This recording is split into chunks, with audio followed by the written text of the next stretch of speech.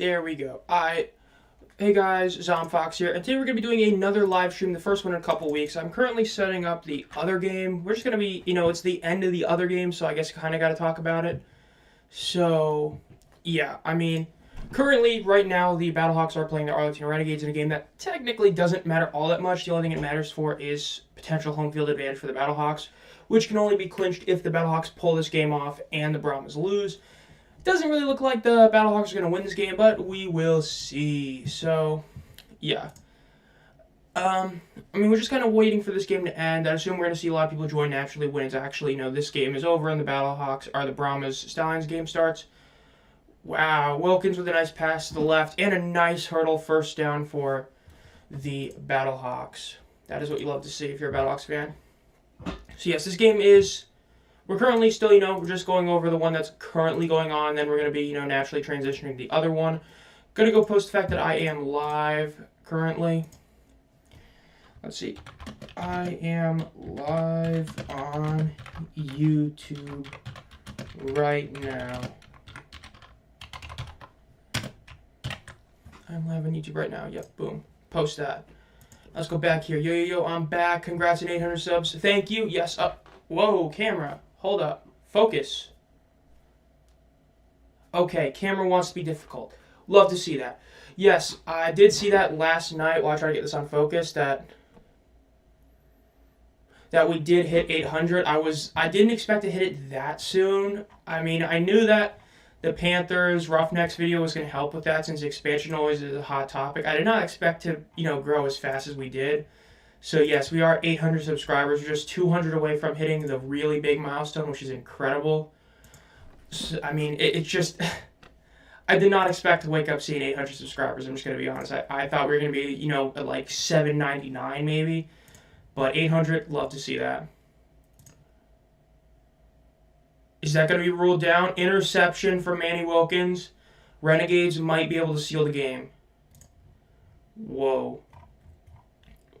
Hold up, okay. I think I'm all ready to actually get this all going. I was just setting up all the ancillary things I needed to. So, yeah. Yes, it looks like it is over. The Renegades do get the interception. St. Louis still can get the ball back. St. Louis still has very much enough time. They have 2 timeouts and a 2-minute warning. That being said, they will still have to get a touchdown and a 3-point conversion to actually tie this game. Odds of that happening, not high. Is it possible? Sure. But we'll see.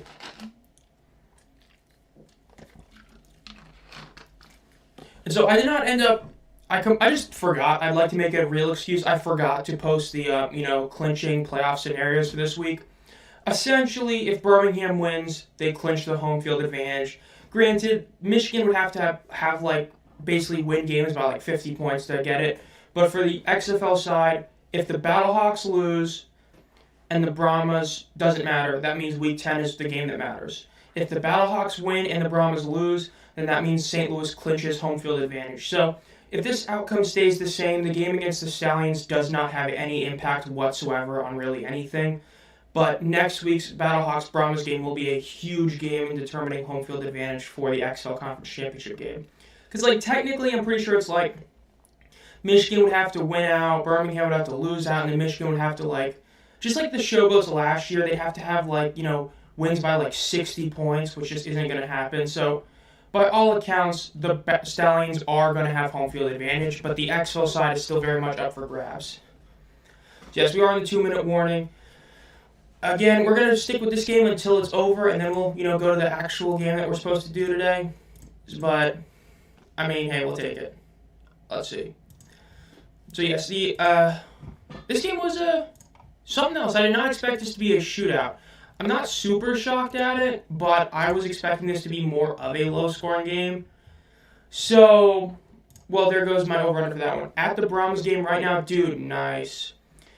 That's sick. I'm going to my first United Football League game, naturally, in 3 weeks when I get to go to the championship game. But, yeah, that's sick that you're at the Brahmas game. It's at San Antonio.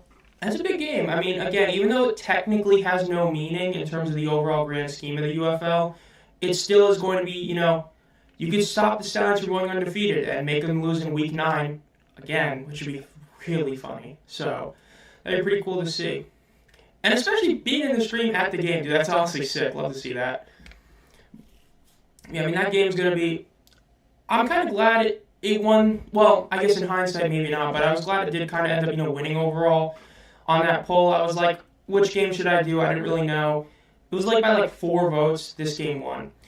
Yeah, thank you, Carl. We were talking about that earlier. I did not expect to wake up hitting 800. I thought we were going to be at 799, so I went to bed at 798, and then I just woke up and I was like, 800, love to see it.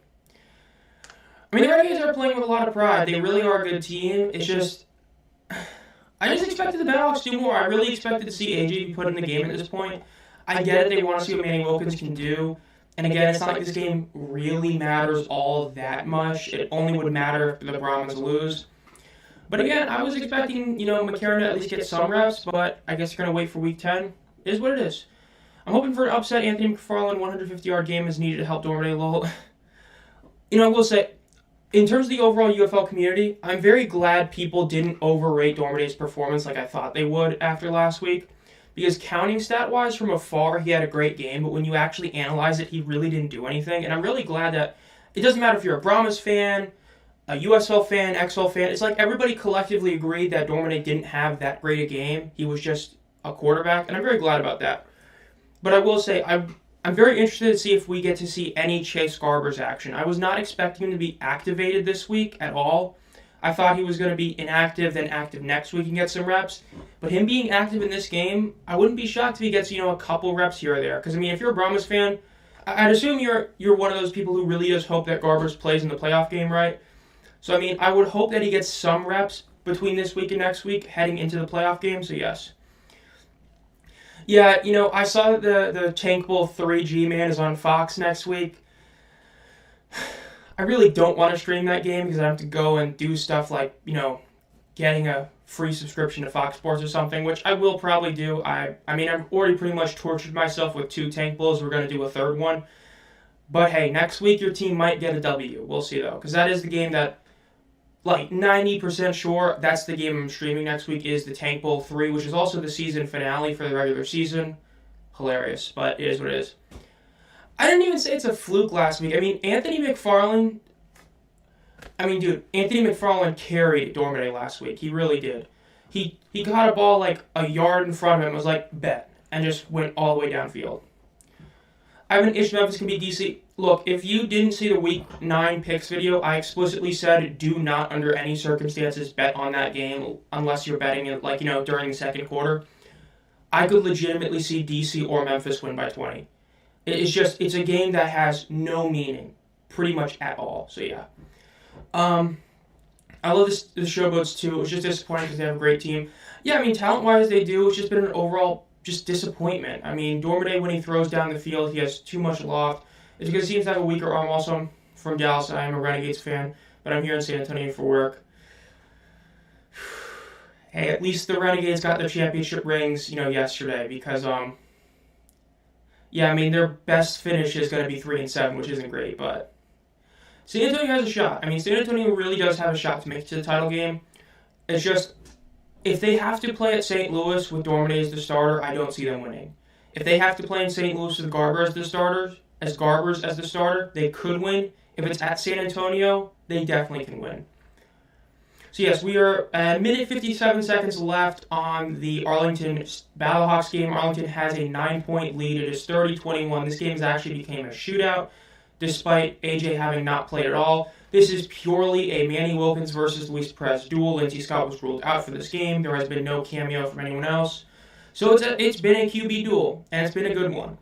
3rd and 13, this is a big play for Perez. Perez drops back, steps up, rushes a bit. He's going to run it, and he gets tackled really early. He only gains about 5 yards. They're going to have to punt the ball. St. Louis is going to actually have one timeout and a minute 50 to go down the field and get a touchdown and a 3-point conversion to tie this game up. That's pretty crazy. I did not expect it to have a shot at all. Gonna get to watch the first hour of San Antonio versus Birmingham before I gotta head out to a grad party. Oh, you enjoy the grad party? I never did a full party for any sort of graduation. I do, like a dinner or something, but I never went to a party. So I hope you have a good time there. But I mean, hey, at least next week, next week you guys can get a W for sure. Never doubt a team in the UFL for sure. Got everybody's favorite snack right now because of your hungry adventures. I knew I'm going to be hungry during this. I always am.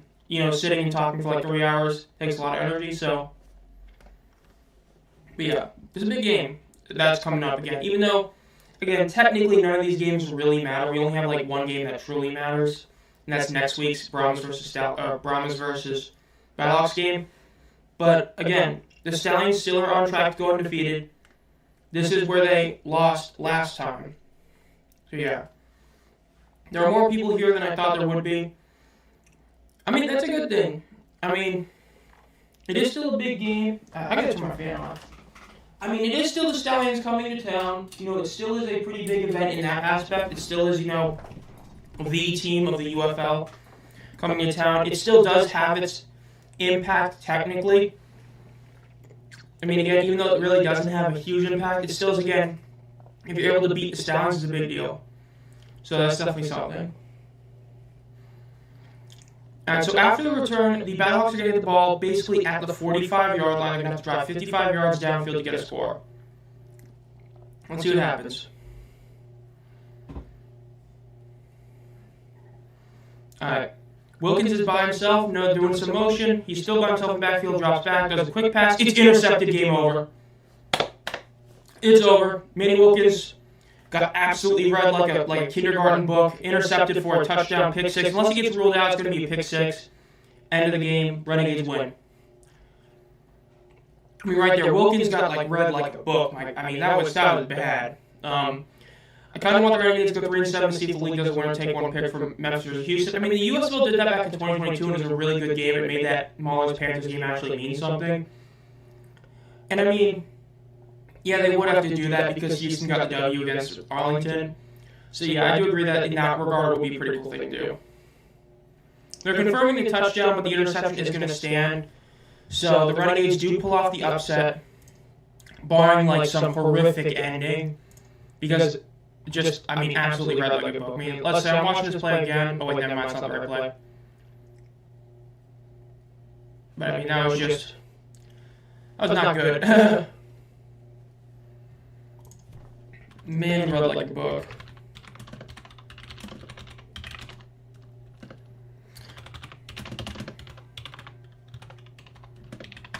Arlington wins, just tweeting out, naturally. I just spelled Arlington wrong. Manny was read like a book, Arlington wins, yep. And sadly, that does mean that I only went... Oh.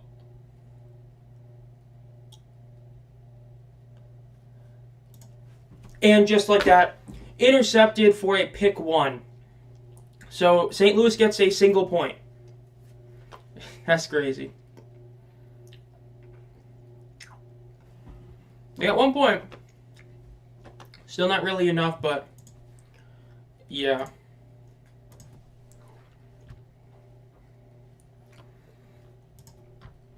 Barring a colossal collapse, of course.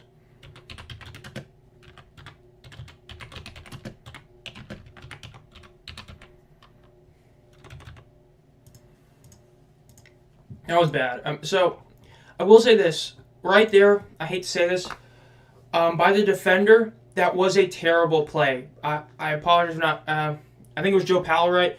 That was a terrible play by him. I mean, no offense to him, but in that situation, you go down like that. You go right down. You go down, you win the game. Yes, technically, there's almost no way for St. Louis to win this, but we've seen that happen before where a team pulls it off. If that was a smart play, would have been getting the interception going down. St. Louis only has one timeout left. You can do the classic kneel, and then let's run 10 yards back off the punt instead of scoring. It's like the Todd Gurley touchdown a few years ago, famously with the Falcons, right? Where he went in and scored a touchdown, which he really shouldn't have.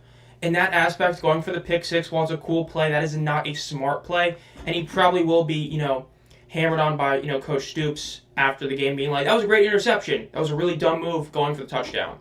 That's one of those decisions where it's very simple. You go down. You get the interception. You win the game. Going for the touchdown gives St. Louis a legit shot. that legit shot is, a 0.001% chance, but it's better than a 0.0001% chance. You know what I mean? Because just like that, St. Louis just got past the 40-yard line with the return.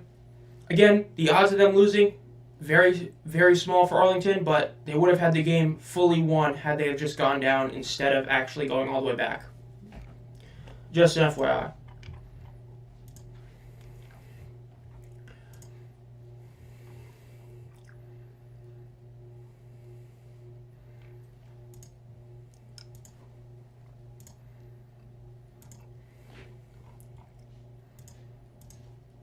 View quotes, but there's no quote. Why would I view the quote, dude? I love Twitter sometimes. Alright, let's see what Manny can do. Manny drops back. He throws a deep shot. A little bit too far out of bounds. That was a bit closer inbounds. It would have worked.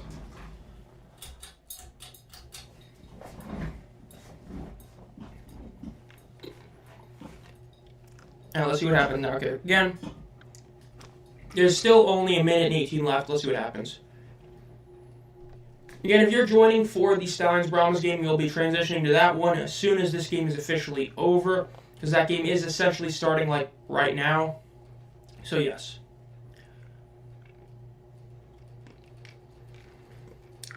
Let's see what happens. Manny Wilkins with one man in the backfield. Gets the snap, drops back, throws down the middle. Intercepted again. Oh, okay. Yeah, that was bad. Intercepted again, Manny. What was that? Another interception. Game's over. Yeah, we are going to be transitioning back to the other game. We do not need to wait for this one. Okay. Browser. So let's put the other game on. I mean, Wilkins looked better until then, but yeah. Yeah, intercepted again. You gotta love it. That's actually crazy.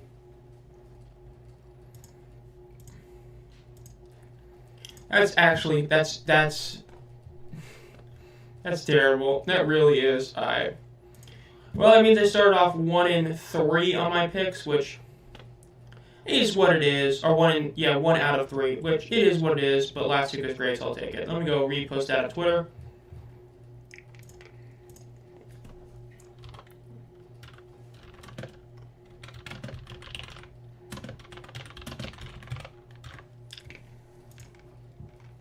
Yeah, San Antonio does control its own destiny. This game, again, has no meaning in terms of the 1 seed, but it still has meaning in terms of, the Stallions not going undefeated, so it's a big deal.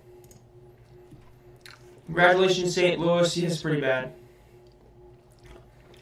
The Brahmas killed my team season with a 17-point comeback. True. I've talked about that a bit in the future as well.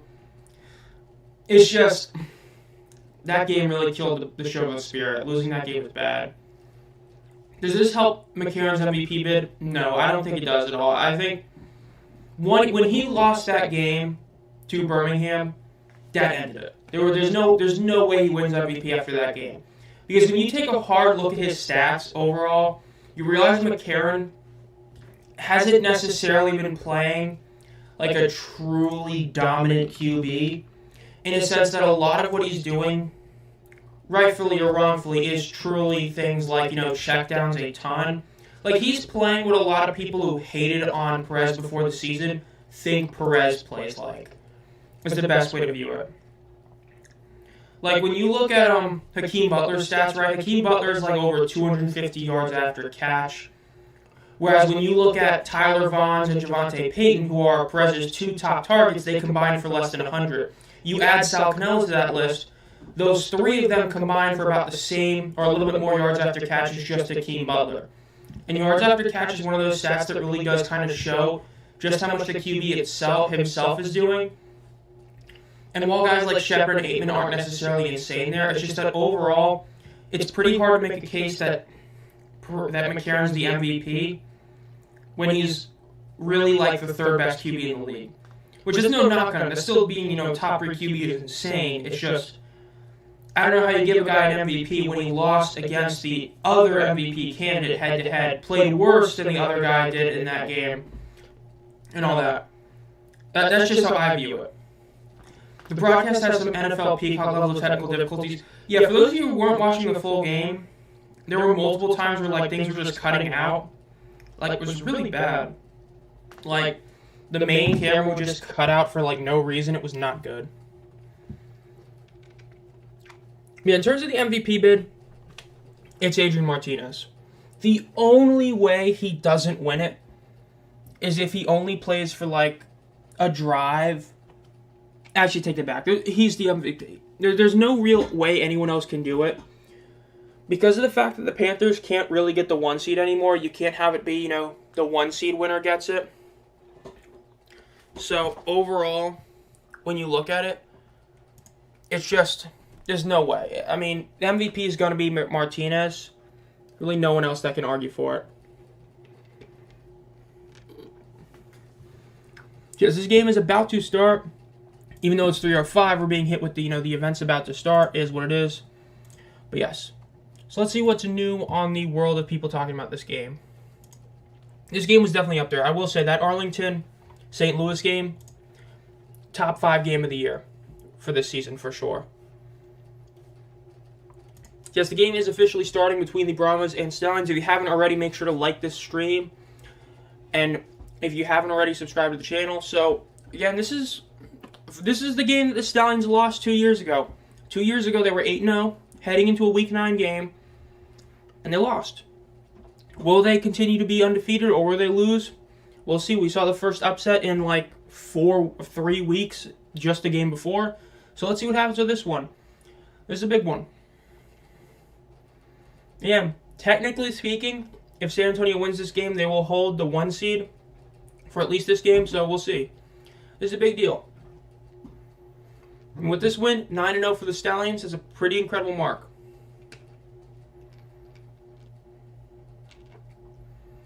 I'll say, I'm not super happy that I got the DC Memphis game tomorrow. I was hoping to get the Panthers game, and because of where I'm at, I'm getting the DC game. It'll be a fun game. Just, I'd rather watch Michigan, beat on Houston, but is what it is. So with that being said, let's end the intro. How many of you guys are planning on going to the UFL championship game? Tickets came out like 3 days ago. Well, pending if you found the super obvious, not hidden whatsoever code of the pre-sale. They've been out for almost 5 days now. I got my tickets the first day they came out. Have any of you guys gotten tickets or going to the game, or just planning on watching it at home? I'll actually put a poll of that as well. Okay, that's not where I'm going to put a poll. There's a poll.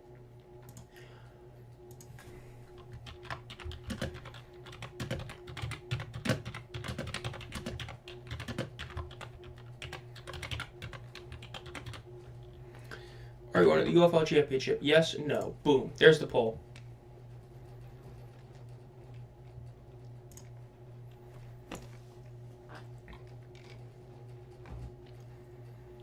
So yes, they are talking about Quentin Dorman getting a start. Chase Garbers is on the active roster, for those of you who don't know.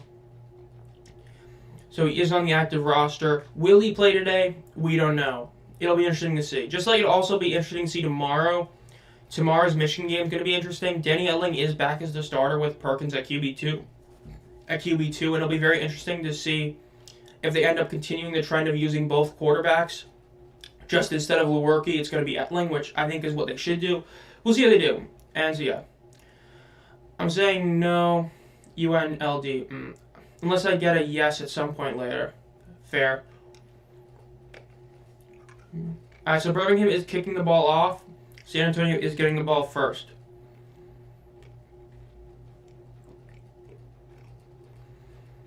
Alright, San Antonio, they get the return 10-yard line, up to the 20, the 25, and they get stopped just short of the 30-yard line. I'll watch the UFL Championship on TV for sure.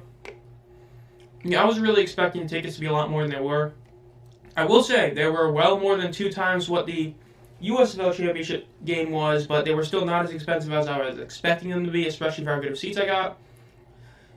Good and bad. Good, it was cheaper than I thought. Bad, it was still way more than it was to go last year. Is what it is.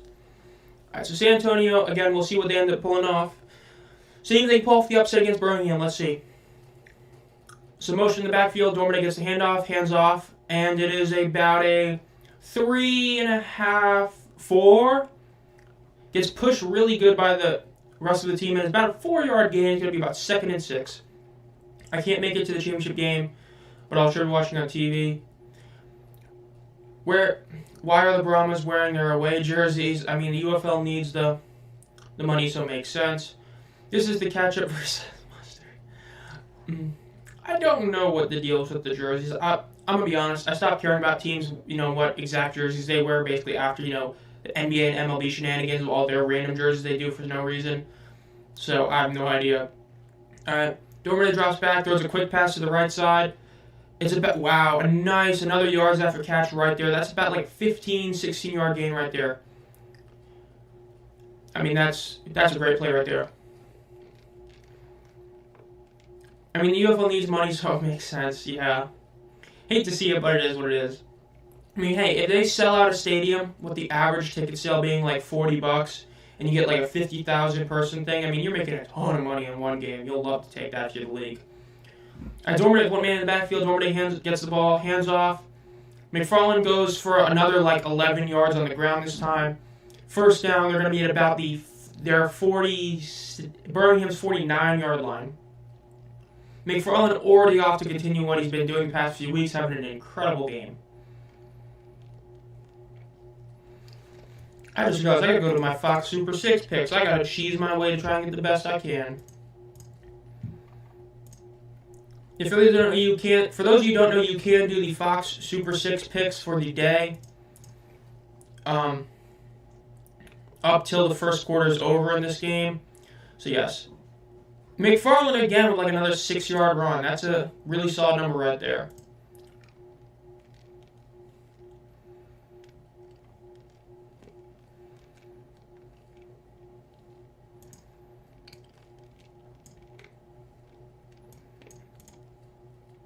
I'm going to say that. Moving Lovett to the bottom of my list, I'll be real with you. I did not expect him to do that.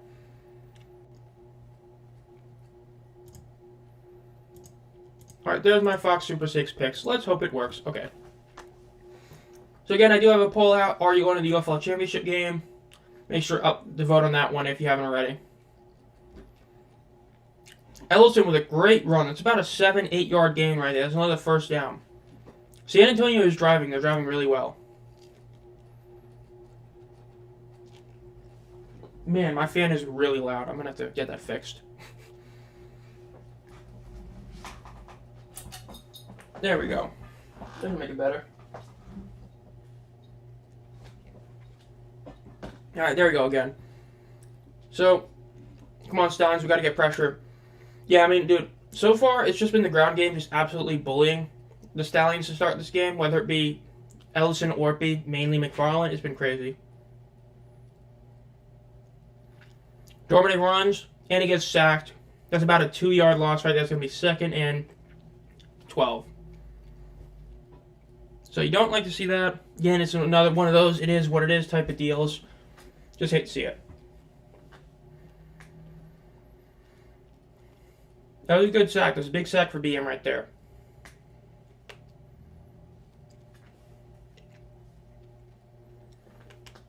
Yeah, this is again...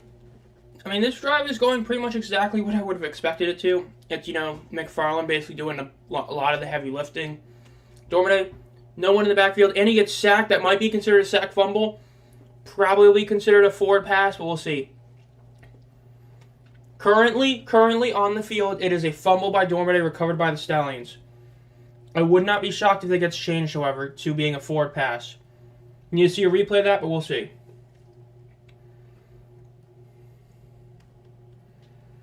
So let's see. They're showing the replay.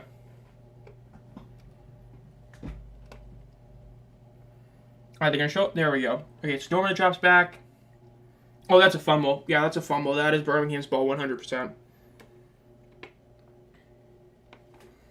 Yeah, that is a fumble clear as day. The replay showed that that was forced to go forward. That was a fumble for sure. That's not getting changed.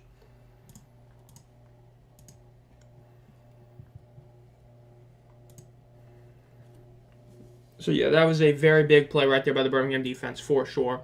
Massive play right there. He didn't even try to throw it. I mean, like, I hate to say it, but it is what it is. I mean, when you have Quentin Dorman as your quarterback, there's only so much you can really expect to see with that. That's why I do think they need to get Garbers some action, just not too much. Martinez is a quick pass to the right side, and it's a no gain, maybe losing a yard or two, but overall basically nothing.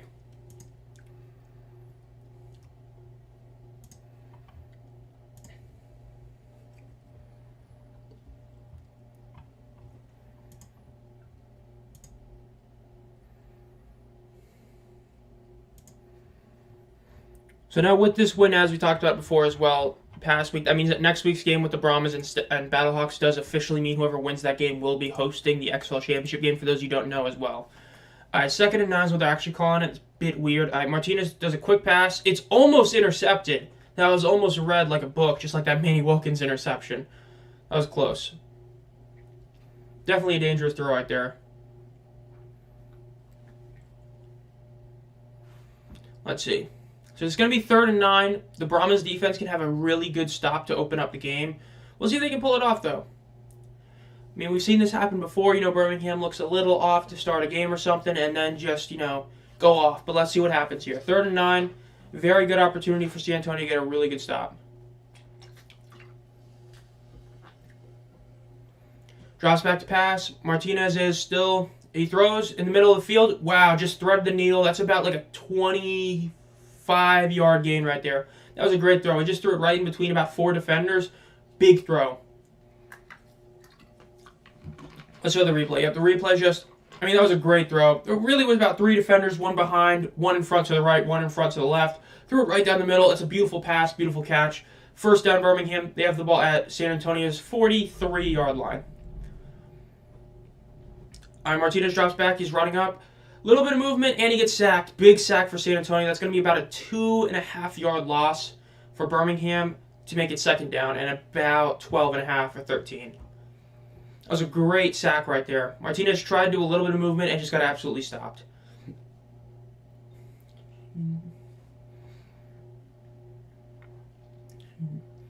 So again, that's another good play, but again, we just saw it last, literally the last, first 3 plays of the game. You have to stop Birmingham 3 straight plays. With this offense that they have, they can get 10-plus yards like that. So you have to get them in all 3 plays, on all 3 downs. So let's see. Martinez drops back. He steps up, throws a quick pass, and it's a... Is he caught that? Nope. The ball is dropped. Amari Rogers got hit really hard in the back, and he dropped the pass. That would have been about a 1st down. Instead, it's going to be now 3rd and 12. Let's see if they can pull this off again.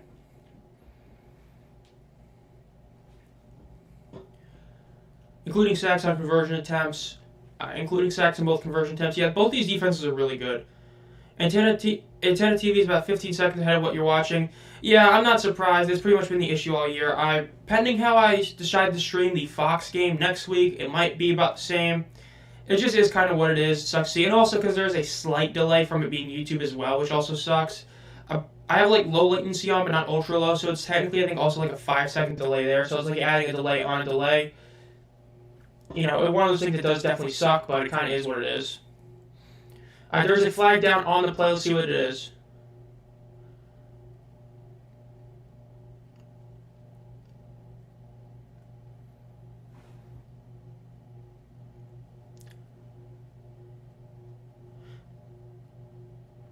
Sounds like some unsportsmanlike conduct after the play.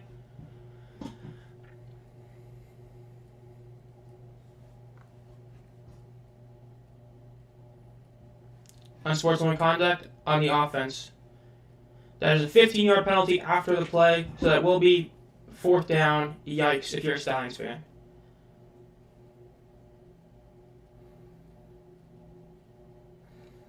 That is not what you want to see if you're a Stallions fan. That's a lot of yards you're going to lose right there. That's not good. Yeah, that's 4th and 20. You're going to have to punt this ball. Already off to a bad start for the Stallions right there. Especially considering the fact that, Anthony McFarland's already been gashing the defense. Once he wasn't being used as much, they were able to stop the Brahmas offense. But Brahmas getting the ball right back. That's not good if you're a Stallions fan. Let's see what happens. Colby Wadman is back, by the way, for those you did not see during the transactions this week. Colby Wadman is back with the Stallions. Their method of, releasing guys who are injured and then signing them when they're healthy has paid off in getting Wadman back. He does a really nice deep punt. It gets caught at about the 10, out to the 20, and stopped at about the 25. Not great field position, but it's all right field possession. Let's see what the Brahmas are able to pull off with this one. 8 minutes left in the first quarter. So we'll close the poll at about, so it seems about a couple people are looking to go for that game. Yeah, I mean, again, it is one of the things, going to St. Louis is a pretty far distance, especially when you compare it to where most of the other teams are. It's just, it's far away, so not too shocked to see all of that.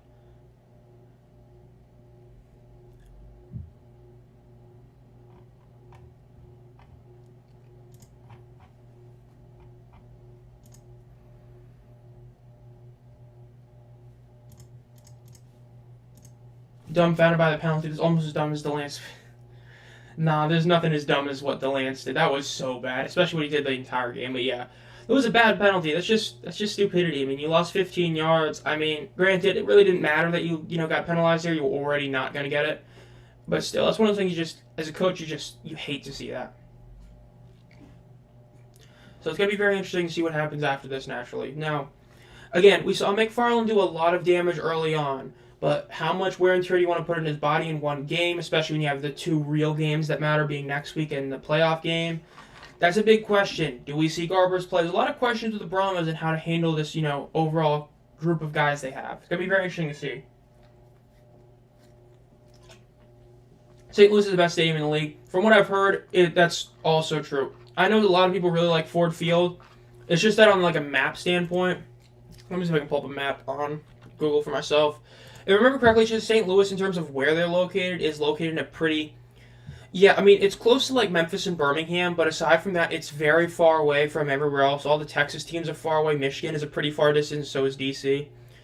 It's just, like, that's the one issue with it being in St. Louis, is just the location of it in a geographical sense. So it is what it is. Well, I couldn't stick around for long. See you next week for a stream. I hope you have a good time at your graduation party. I still don't know for sure what game I'm going to do next week. It's probably going to be the Tank Bowl 3, which if it is, maybe your showboats finally get a win, but have a good night, mate. But yeah, I can't wait to go to the Dome. I really am expecting it to be a good time, even if the Battlehawks aren't in the championship game. It's just, I kind of do want them to be in it just because of how, cool it would be of all of them. It really would be, but we'll see. It's going to be interesting to go there, especially if the Panthers end up winning, because if they do, in the conference championship game, I'm going to be rocking out in like full Panthers gear, minus like stuff I don't have. Like, I mean, maybe. I mean, I could be the ultimate Giga tryhard, go buy like the pants the UFL shop has and the slides and go up there with like a full Panthers gear. That'd be hilarious. But we'll see. I would agree. Memphis is technically more in the middle of everything just because it's closer to the Texas areas. I would agree with that. In terms of being in the middle area, Memphis is a bit more middle than St. Louis, for sure.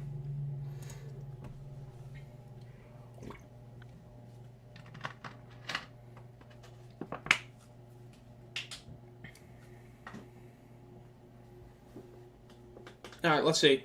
Dormade with McFarland in the backfield. Some motion up top. Another handoff. It's a delayed handoff this time. And McFarland loses about 2 yards. Not a great start right there. Could be better, could be worse, is what it is kind of deal. Now, again, in terms of other stuff, other ancillary stuff or other random stuff, of course, the, big questions. What will the ratings be? What will blah, blah, blah be and all that? This is one of those games that it's going to be, or weeks that's going to be very interesting to see exactly how the overall ratings do in a sense. Let's see. Pass is incomplete. It's going to be interesting because there's really not any major sporting event going on except for like the Charles Schwab Challenge at this moment. But it's also a fact that a lot of these games, again, don't really have that much meaning in terms of the postseason. But they are some of the bigger name teams. As really aside from the Panthers, you have basically the biggest name teams in this, 2-game slate. So we might have some really solid ratings despite the games not mattering all that much. But we'll see. It's going to be interesting to see. We'll find that out on Tuesday normally. So we'll see. Dormade in the backfield by himself, 3rd and 11. Let's see what he does. Gets the handoff, drops back to pass, throws a deep shot in the middle, and it is a great catch. It is a first down at about the 50-yard line, and it looks like it's probably going to be an unnecessary roughness penalty on the Stallions. That's going to be another 15 yards after that, giving them the ball probably at about the 35-yard line once everything's said and done. Let's see if they do call that flag and let it stand. If they do, this is a massive, massive penalty. And this is also bad because it looks like it's definitely an injury after that play. Let's see. And this could be bad for Latimer. They are calling the 15-yard penalty, so San Antonio is going to get the ball at very, very good field position. Now, the only issue is how banged up is Latimer actually. That is also true. Doubleheaders definitely do good because you have people who were already hooked on watching the first game. Now you have people who are coming on to watch the second game as well. That for sure is a big thing as well, especially when you have it. You basically have everything working for you. You have no real major sporting event going on. When you have a regular PGA Tour game that doesn't even have the biggest stars leading it. At least when I checked this morning, like none of them are really leading it. So there's no Scotty Scheffler, no Colin Morikawa being up there in the lead. So it's one of those things where there's really nothing else going on in the sporting world except this game. I know there's some sport, some soccer events going on, but in terms of major American sports, there's really nothing going on. But there is some big issues right here. Cody Latimer is still down. This is really bad. He said this is his last year playing football. Number 1 is bad. Number 2, that is him and Kirkland, the 2 best receivers in the Brahmas. If this is an injury that legitimately keeps him out, this could legitimately end San Antonio's championship hopes. This is one of probably their 3 best players on offense between him, Kirkland, and McFarland at this point. If he doesn't get up and he ends up being hurt, that's really bad for the Brahmas.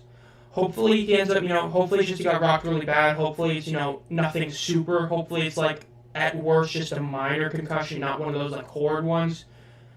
Hopefully he's okay, we'll see. I mean, he was still down, it's been a minute, but we'll see. Is Robinson getting ejected for that hit? That'll be interesting to see when we come back. I don't think he will. I mean, I don't think he will. We've seen a lot of other pretty big hits not get, that kind of penalty, but we'll see. It'll be interesting to see when we get back, for sure.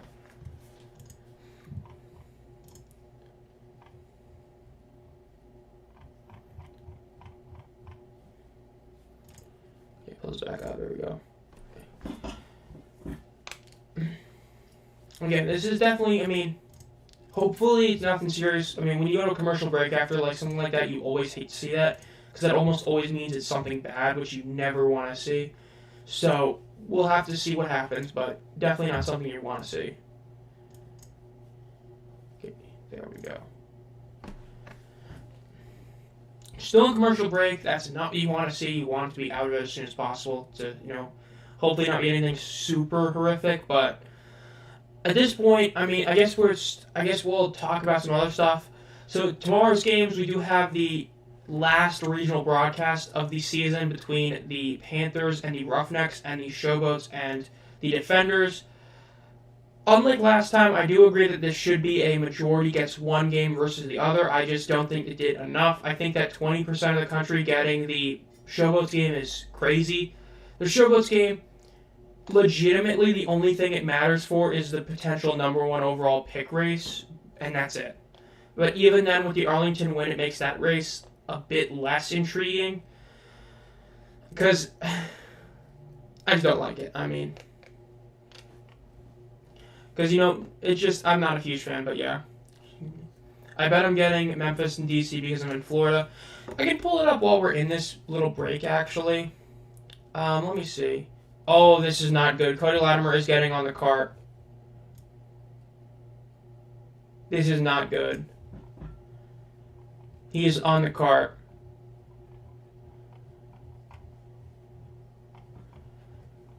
As I was talking before, Cody Latimer said this is the last year he's playing. This is not good seeing him on there.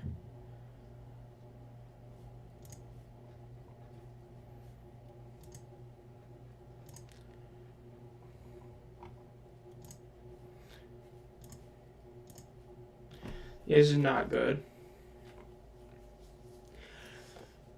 This is really bad for the Brahmas. This is awful for Latimer. Again, this is his, unless he changes his mind, this is his last season in professional football, and you do not want to have it end by this. That is really bad. Let's see what Dormady does. Dormady gets the pass, quick pass to the right. It's a flea flicker. Caught, touchdown. First play after Latimer injury is a touchdown off a flea flicker. And hilariously enough, it wasn't by Dormady who threw it. Of course it's not. What a play. Justin Smith with a great catch and touchdown. Gotta love that. Flea flicker touchdown. Another one. I mean, we saw the other one that was a loose press throw, but still with the pass game. And now this one. See another one. That's crazy. Let's see this replay. Beautiful right there. Just a beautiful flea flicker. That's like your classic normal one. You know, have the running back go a bit far behind, look like it's a screen, and have an actual throw. Great pass, great catch. Probably the best throw Brahmas players made in the past 2 weeks. Bro, I just, all this hate into today. But yeah, great pass right there.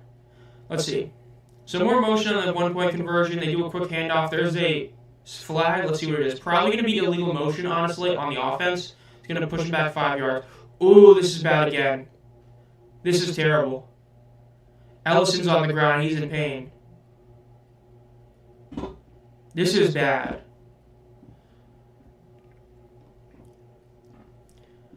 Ellison, I mean, okay, he's back up. He's back up. Maybe it's just a really bad cramp. I mean, he's back up on his feet. He's walking. That's good. He's walking. I wouldn't risk him. I'd sit him for the rest of the game, honestly. You don't want to risk getting another guy hurt at this point. Again, this game, truthfully, only has meaning for being undefeated. This game has no impact on the XFL conference standings. You do not want to get these guys hurt if you don't have to. I mean, you would want to win this game at home, but you also want to actually, win next week.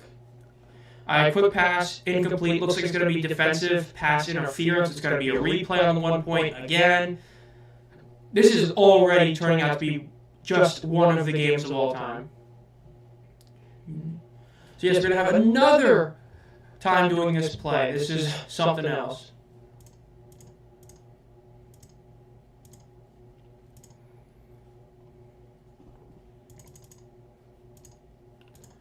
Yeah, and UFL just posted the clip of Cody Latimer being put on the card. You hate to see that.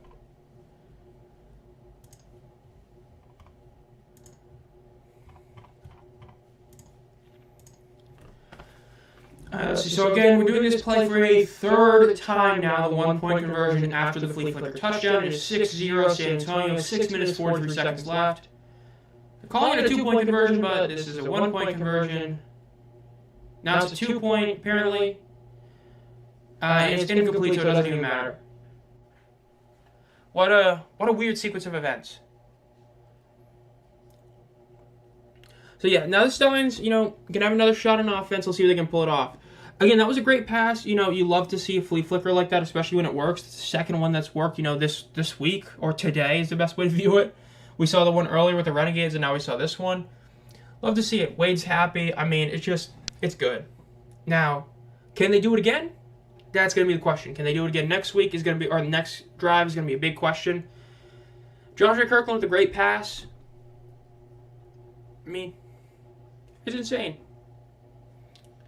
So yeah, so now it's time for Birmingham to pull something off on offense. We'll see what they're able to pull off. I mean, again, the Battlehawks game, they didn't necessarily do great the whole game, but they did good enough to actually, put up like 30 points. So, we'll see. I mean, again, this still is a very big game for Birmingham to try and, get to 9-0, which they couldn't do 2 years ago. So, let's see. San Antonio kicks the ball off. Let's see what Birmingham does. They get the ball 10, 15, 20, 25, 30, 35. Stopped at about the 35-yard line. Gary Jennings gets to the 35-yard line. Let's see what Martinez can do. Martinez, again, as we talked about earlier, for those of you joining now, Martinez is the MVP of the league. There's really no situation where he doesn't win it. Really, the only argument would be if he loses this game and next week's game and Jake Bates kicks a walk-off field goal in the next 2 weeks. That's really the only way Martinez doesn't win it. But barring that, Martinez is the MVP. He's the best QB on the best team in the league. There's really no arguing that. So it'll be interesting to see. So, we'll see. So let's see. Martinez with one man in the backfield.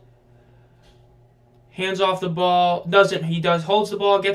He gets barely past the first down marker for about 11 yards. That was a really good fake out by Martinez right there.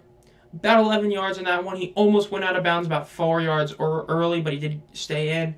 Great run like that. First down, Birmingham. Again, Martinez is he's the best QB in the league, and it's pretty much not even close at this point. when you consider the fact that he's one of the best passers in the league, despite all the hate he was getting early on in the season, which some of it was deserved, especially week one, he wasn't passing all that well, but he's gotten much better as a thrower of the football, but his running game is just unbelievable, making him clearly the best QB in the league. And right there again, he's going to do another run, and he's going to get about 7-8 yards there. Again, another great run. Again, he's the leading rusher in the league, and he hasn't even, he's not even the full starter. I mean, he only started about, I think at this point, it was 6th or 7th start. So it's pretty incredible. I mean, it's another great run by Martinez. It's just, he's the best QB in the league. It's going to be very, very interesting to see if the Panthers defense can actually hold them and stop them, either in Week 10 or in the playoff game. So let's see. Martinez, one man in the backfield again. Ricky Person with him. 2 out wide on the left, 1 out wide on the right. Some motion. And they hand off the ball to Person. Forward progress might give him a yard and a half, probably just a single yard. It's going to be about 3rd and 1.5, 3rd and 2.5.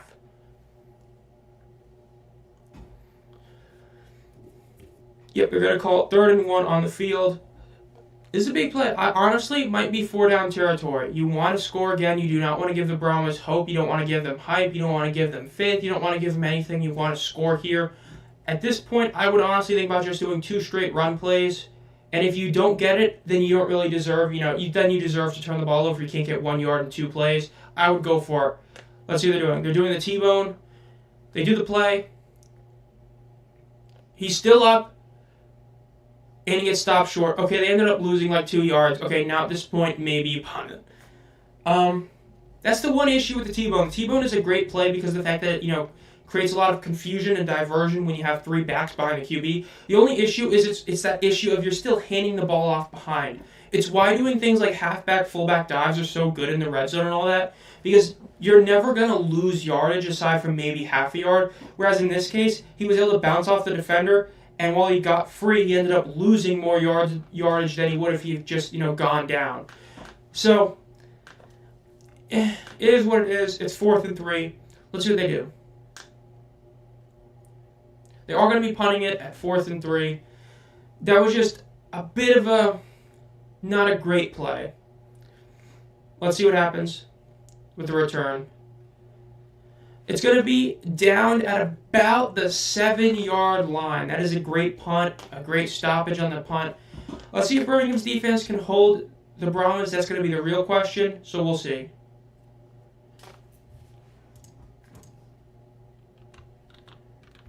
Showing Skip Holtz give a bunch of flowers to Wade Phillips before the game right now.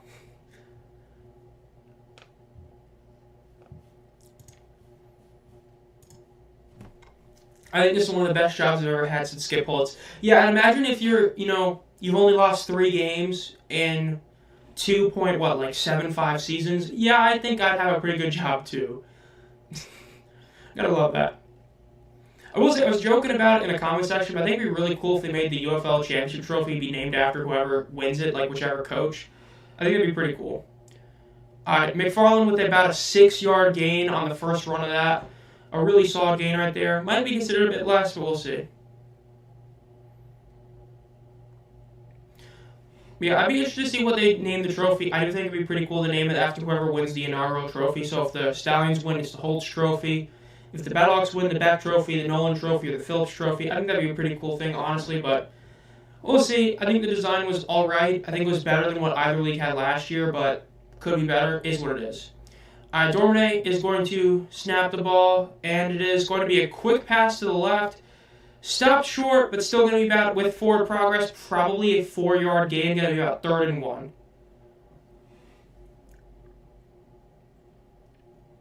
Oh, Garbers, my bad. Yeah, that is Garbers back in.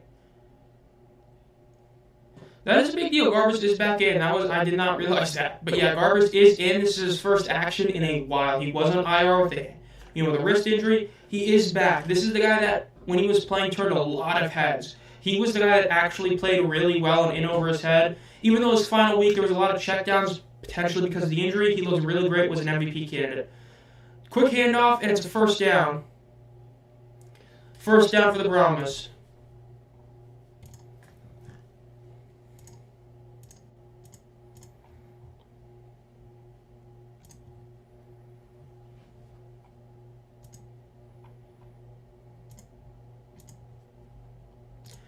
This is definitely a big play right here.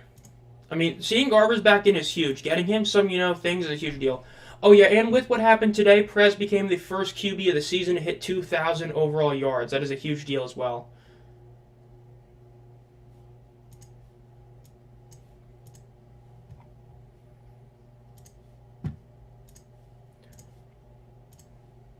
Let's see, Garbers rushes, and he goes to the right side, and he gets about an 8-yard gain right there. That was one thing that was very underrated. He was legitimately mobile. He wasn't, like Adrian Martinez mobile, but he was able to do some running damage. And that's what you love to see with Garbers, not being afraid, not playing afraid, despite coming back from injury. That's what you love to see.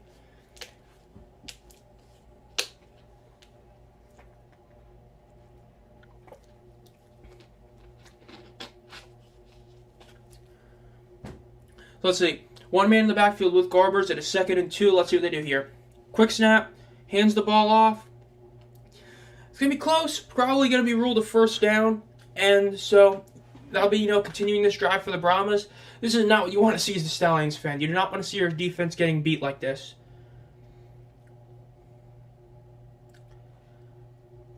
He's been 4-1 since filling in. Yes, you can fill in and still win games. This is,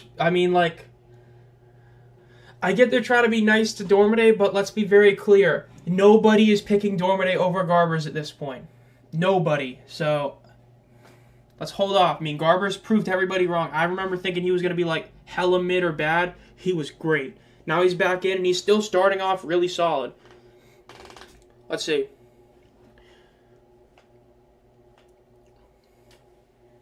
Garbers takes a hit, and he just gets back up. This is what you want to see. If Garbers can continue to play well and actually, continue playing well this drive, if he shows he's healthy, keep in mind. Wonder if we've seen the last of Dormade. If Garbers scores a touchdown on this drive, the way it's going, I would not put Dormade back in unless Garbers says, hey, my hand or my wrist is really hurting. At this point, you want him to have action. He is going to be your QB in the playoffs. If you're starting Dormade, you will lose to St. Louis if you're playing at St. Louis. But if you're starting Garbers, you have a legit shot. They're going to be losing about 1 yard or 2 on that one. Not a great play right there, but you're still getting close to... remember, they started this drive off at the 7-yard line. So, this is still impressive, and especially since this is the first time we've seen Garbers in a while. This is what you want to see. This is a big deal. Because, really, he's one of the very few guys that has a potential impact return. Of course, the other one is one that if the Panthers make it to the championship game, Frank Gidna might be fully healthy or healthy enough to play in that game, which would be the only other return that would truly be as big as Garbers coming back. So it'll be interesting to see what happens. You want to get healthy at the right time, right? A lot of the Battlehawks injuries they've been dealing with, they're starting to, get healthy. The Stallions had a couple weeks, they're getting healthy. There's a lot of stuff. I sadly have to get going, but it's been fun once again. I'm going to... Oh my god, I sometimes hate how this site is. I'm on the wrong site, that's what's wrong. I'm going out to dinner with my parents. I hope you enjoy it. I hope you have a good dinner. Again, it'll be interesting. This game's going to be interesting, but I hope you have a good time with your dinner with your family, Adam. Hey, you've been everybody agrees you're basically the community MVP in these live streams with all the stats and all that.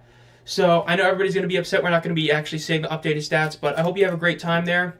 Again, I don't know what game I'm doing next week. I am planning on streaming next week, so I'll see you next week for whatever game I end up doing. Probably the Tank Bowl, maybe not. Maybe it's the DC game. But we'll see. It's going to be pretty interesting. So we'll see.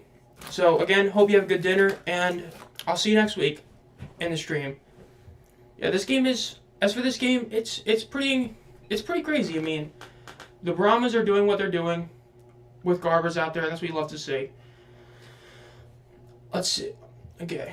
Just got a message on Instagram. Let's go to Instagram. If those of you who don't know, I am on both Instagram and on Twitter. And it's the same handle as I have on here. So if you're interested in, following me on there, just go there.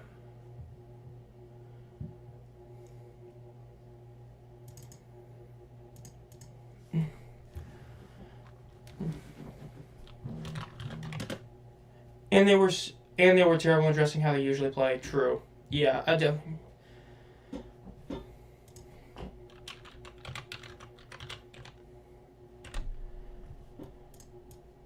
Okay, let's see if I can reply this while we're in the commercial.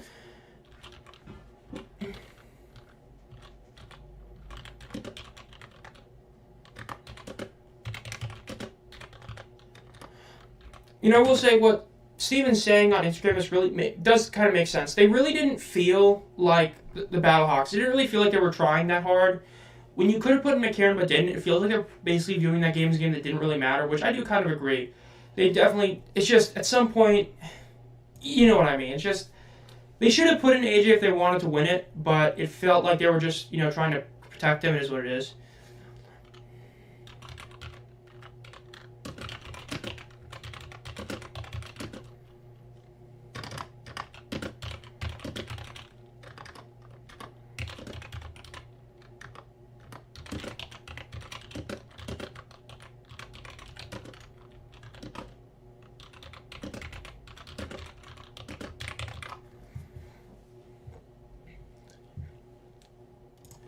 Alright, let's go back to the live stream. There we go. So yes, off the commercial break, 3rd and 9. Let's see what they do. And there is a timeout or a flag? Flag. False start on the offense is going to be 3rd and 14 for the Brahmas. Not a good play right there. Not what you want to see.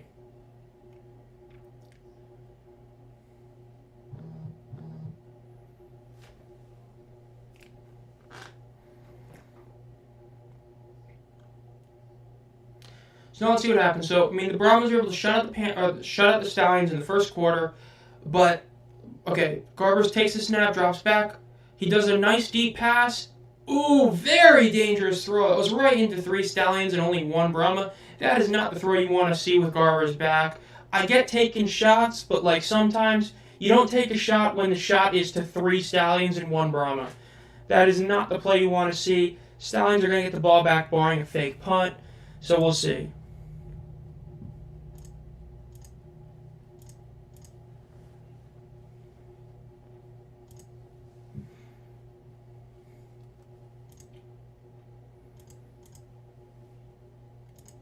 So what's up? Yo, nope. Yep, it seems... So we lost a couple of streaming regulars due to, unforeseen events, whether it be a family dinner or a graduation party. But nice to see you here. So, yes, we did initially talk about the Battlehawks game. Believe it or not, we joined the stream with, the last 5 minutes left. Saw both those horrid Manny Wilkins interceptions at the end. And now we're on to the Brahmas Stallions. Of course, Brahmas are up 6-0.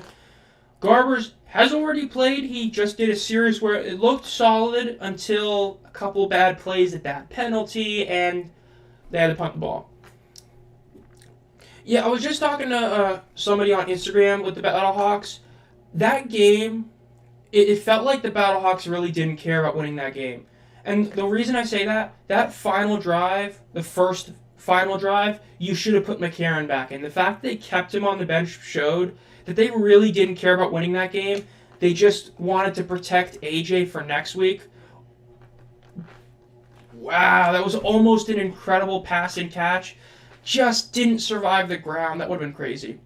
But it feels like the Battlehawks wanted to protect AJ, make sure he didn't get hurt. Because, again, as we talked about, if the Brahmas win this game, the Battlehawks game earlier has no meaning. So they probably viewed it as just make sure we win next week. So, next week's the big game. You have to beat San Antonio to clinch home field advantage. It'll be interesting to see, but we'll see.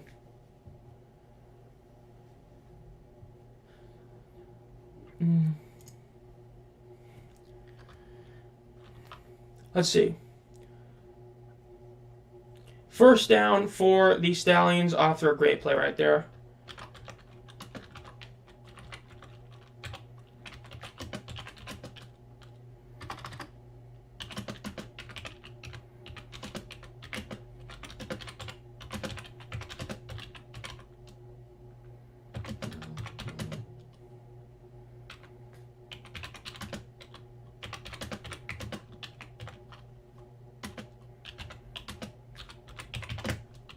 And right on cue. Okay, let's see.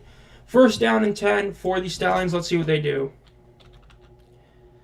Martinez runs, and he's going to get about... Wow, great run. That's about 25-ish yards right there. That's incredible.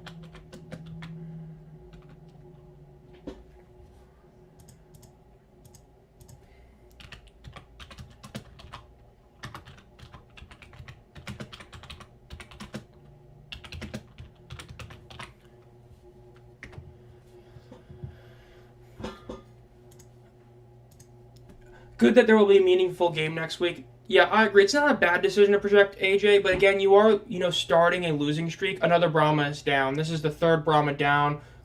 That's not good. And it's Jordan Mosley. It's another one of their big players. I mean, I agree. It's not bad to rest him and make sure he's healthy. It's just Garbers is getting action this week. Yes, McCarron wasn't gone as long as, Chase is. But you're still getting a QB that's getting action versus McCarron who's not getting game action, having to go right into the game against San Antonio. And that is a big game. I don't like how they didn't put him in, especially in that final drive. The first, what really was the true game-losing interception, the pick six, McCarron should have been in that drive. Like, I get, it would be a big crushing blow to Wilkins' confidence.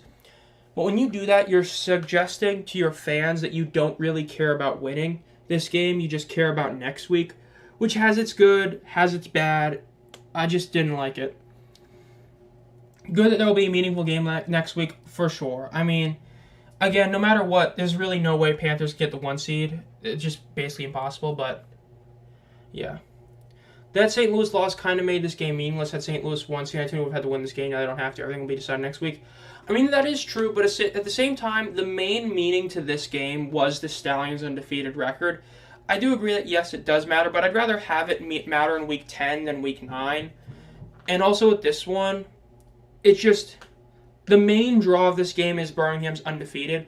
Because, I mean, it's very obvious a ton of people don't remember the 2022 USFL, whether because they weren't watching spring football then, whether they were XFL fans.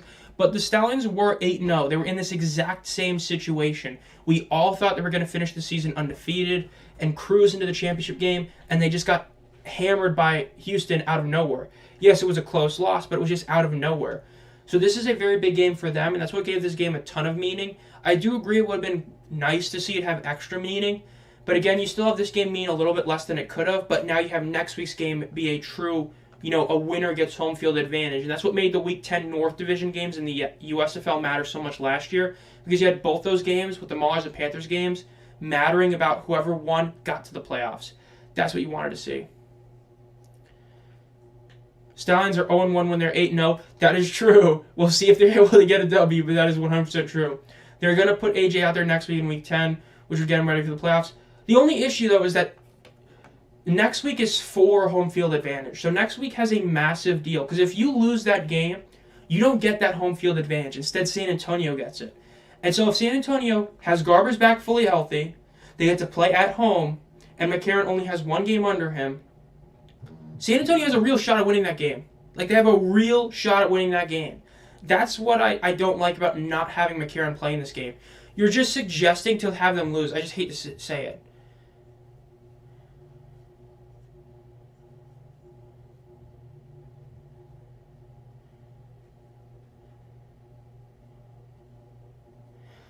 Like I said, I have to choose the teams I expected.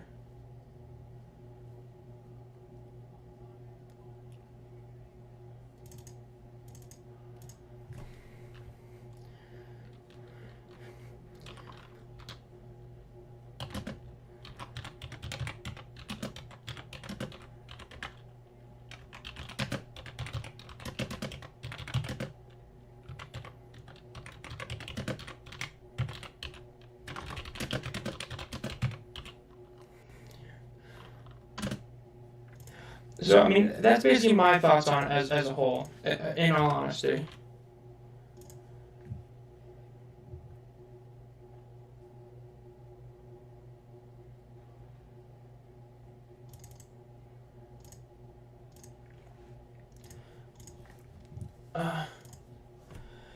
Stallions are always a second half team. That is true. Stallions lose, Panthers are at home. I mean, it's just, I didn't watch the game, so I don't know. If the Stallions lose to the Panthers, the Stallions are no longer top dog.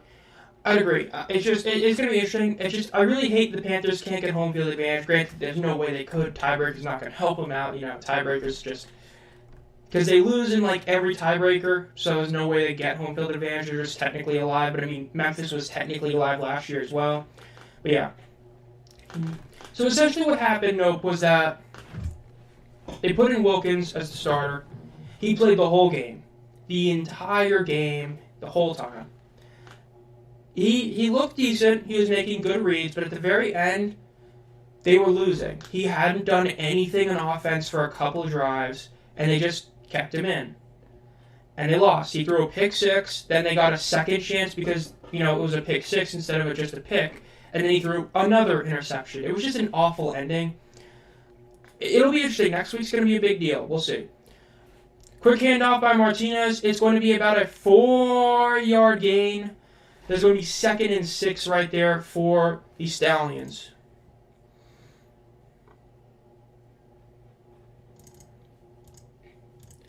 So that's definitely right. So right there, I mean, again, it's just, I know it's a kind of controversial. I just really don't think that not putting Martinez in or not putting McCarron in was a good idea. I think he should have gotten some game time. Because if they lose next week, most people are going to view it as because McCarron didn't have, game time. That's what I think. Quick pass to the left by Martinez. It's going to be, he gets kind of stopped by his own guy. It's about a 3-yard gain, maybe 2-yard. It's going to be about a 3rd and 5, 3rd and 6.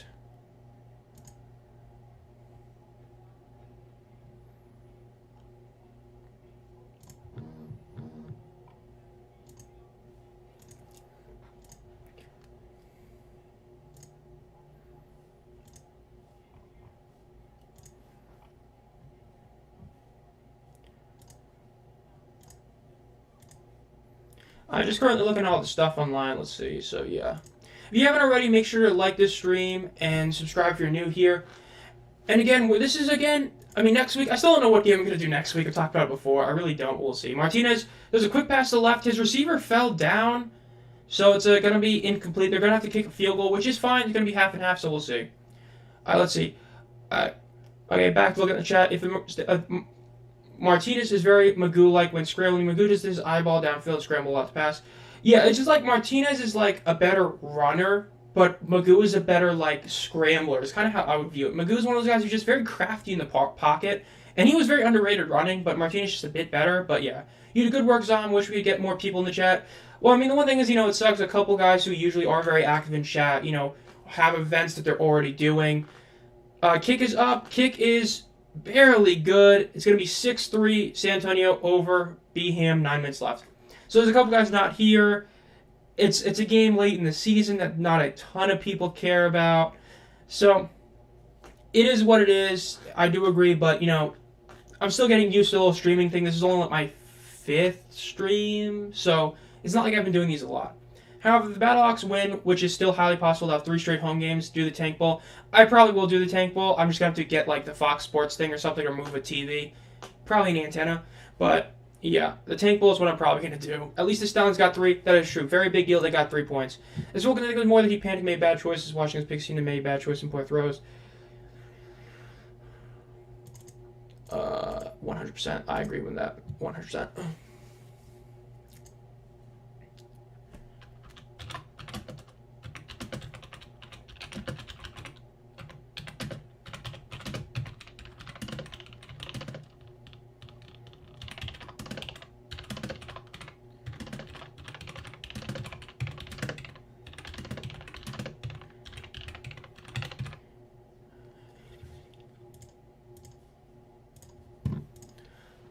At least I've got 3 minutes a late game, though. It is. I mean, it's like a 7 o'clock game. The Fox won the Tank Bowl, which is hilarious that, of course, the last game of the UFL regular season is a Tank Bowl between 2 teams that very well could be 1-8, which is hilarious, by the way. But we'll see. Like, another league doesn't like moving games because they realize the XFL that moving games usually does the opposite effect of what they expected. But, I mean, if you can move any game, you don't want that being the final game of the season. If you want to have a primetime game, like, could you imagine having this St. Louis-San Antonio game be the finale for the regular season?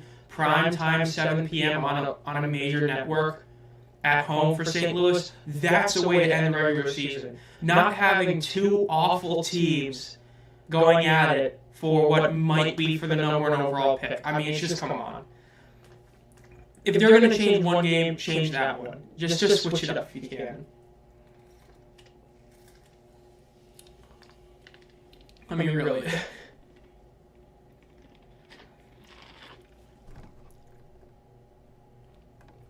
It just is what it is.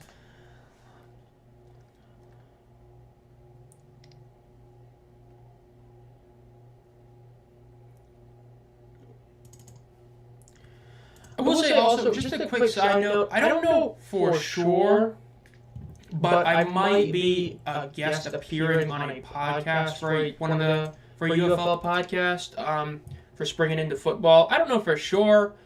Working on it. We'll see how it works. Maybe, maybe not. Just an FYI. It'd be pretty cool. If I am, I'm gonna announce it on a community post.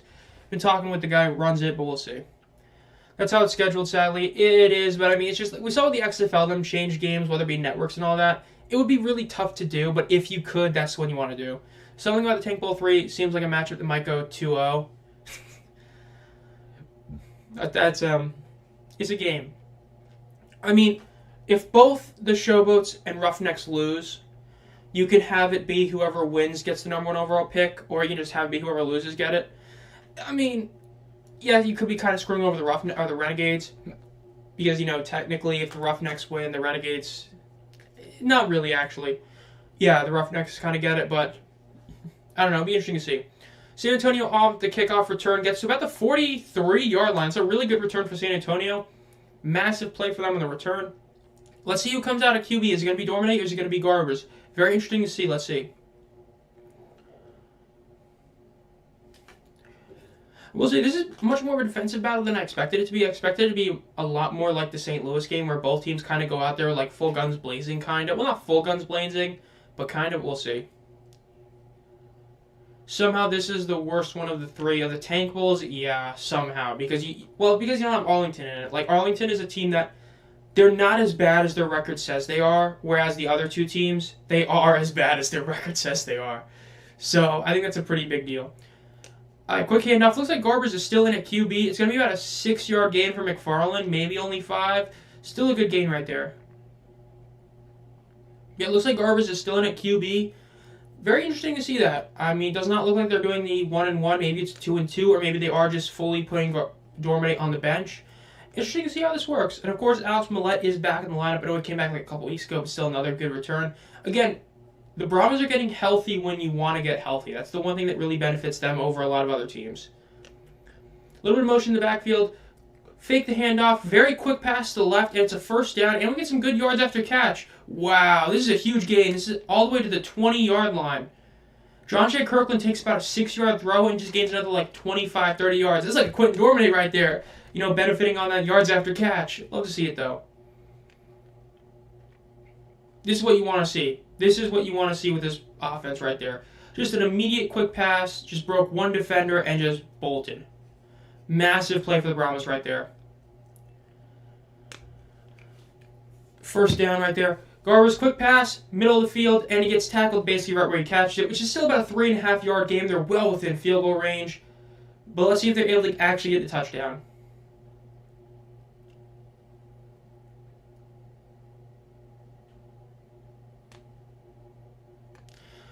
Going from Stallions, Brahmas, then Brahmas, Battlehawks, to one of the worst games in UFL history. Yeah, that is true. I mean, you have some weird games right there. Stallions, Brahmas, Battlehawks, and then that one would be crazy. Going to be probably called the first down right there on the run from McFarland. McFarland's just going off again. Another great game for him. That's what you want to see again. This is bad for the Stallions. I get they're more of a second-half team, but you do not want to be, going into halftime losing. Granted, they've made a killing. I mean, an absolute killing on those, last second, last 2-minute drills, so we'll see. Yeah, the Showboats Roughnecks game is probably, I mean, the 2022 Tank Bowl was pretty bad as well. It's not like the Panthers were that good a team and the Maulers were horrid, but this is definitely out there. This is one of the 3 worst spring football games ever we're going to see next week between those 2 teams, but we'll see. Garbers runs, and he gets about 4 yards. He's going to get well more than the first down. They're going to be first and goal now at about the 6-yard line. Yeah, next week's Roughnecks Showboats game, that's definitely top 3 worst matchup of all time for spring football. That's for sure.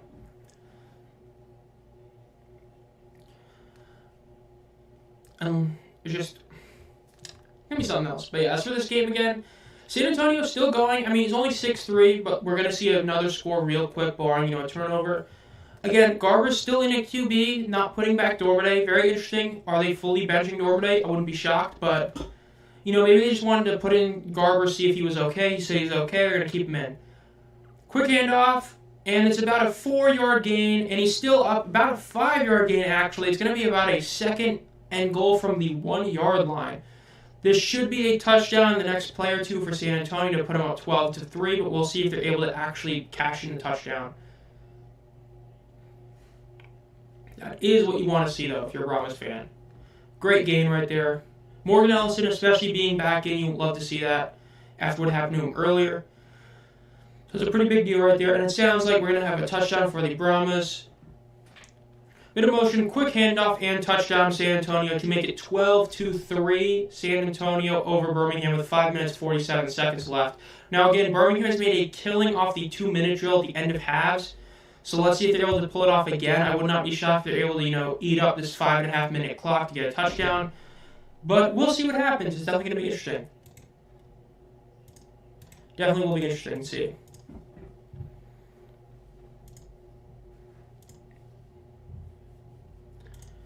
Let's see, is there any sort of trending with the UFL this week? That's always interesting to see.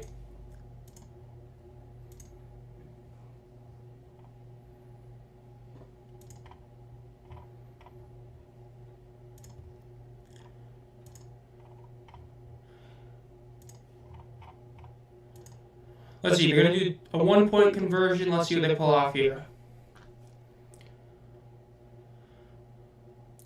Snap the ball, quick pass in the middle, and to nobody. It is nothing.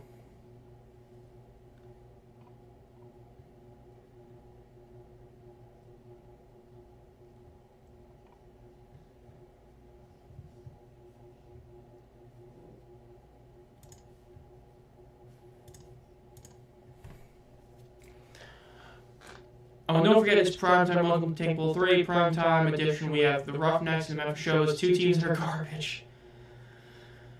Yeah, the fact that it's primetime just makes it even better. The fact that that's the final game, especially because it's the final game of the season. That's the worst. The fact that that's the final game of the regular season is just horrific. That is a Tank Bowl. It's just... is what it is, though.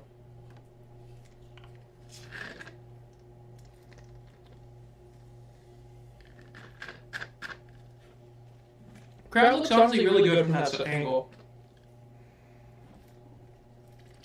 Maybe we're able to see an actual increase for the Brahmas fan base. Because again, we haven't really seen them match up what they've done last year in San Antonio. But at least from the looks that we're seeing, it actually looks pretty good. I mean, especially considering how bad Arlington's was. Because their announced attendance was nowhere near what it actually was. But this game looks pretty good. Return at about the 20 for the Birmingham, 30. And he gets hit about 32-yard line. Upset Saturday, it very well could be. It definitely could be. A couple of major upsets today, and then who knows what happens tomorrow when you have the Roughnecks playing.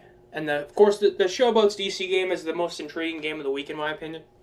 Just because of the fact that you have really no idea what's going to happen to that one. Game 3 tonight between the Pacers and Celtics. Legitimately, and I don't mean this as a joke, who's actually going to watch that game? We all know the Celtics are going to win. If they don't, it's hilarious. But it's such a pointless game. I mean, that series is so done. When Indiana choked game 1, that was basically them saying, yeah, we're done. All this for Boston to lose in the finals. Gotta love it. All right, let's see. Martinez with 1 man in the backfield. Gets the snap, fakes the handoff, throws a quick pass to the right. About a 10, 11-ish yard gain right there. Should have been Knicks Celtics. It should have, if only, the entire Knicks starting team didn't get hurt, basically, in Game 6. Then, yeah, definitely could have been, but it is what it is.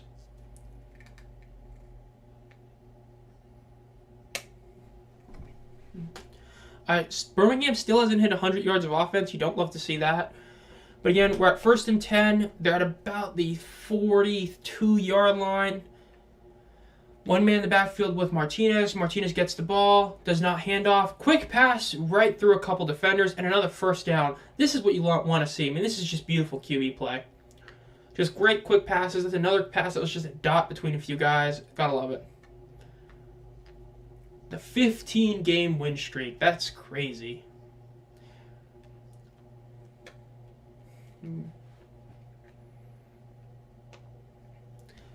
Yeah, I don't think it's that you allow that many points to a team that's 1-6. You allow it to a team that had not scored over 20, and you allowed them to get 28 on you. That's what's bad. All right, now back to Martinez. Martinez will man in the backfield again, gets the snap, and does a little bit of motion, moving up. Looks like he's going to throw. Just throws a very quick right pass. Not really going to be a gain of anything. Maybe they give him a yard. Could be worse, could be better, is what it is type of throw right there.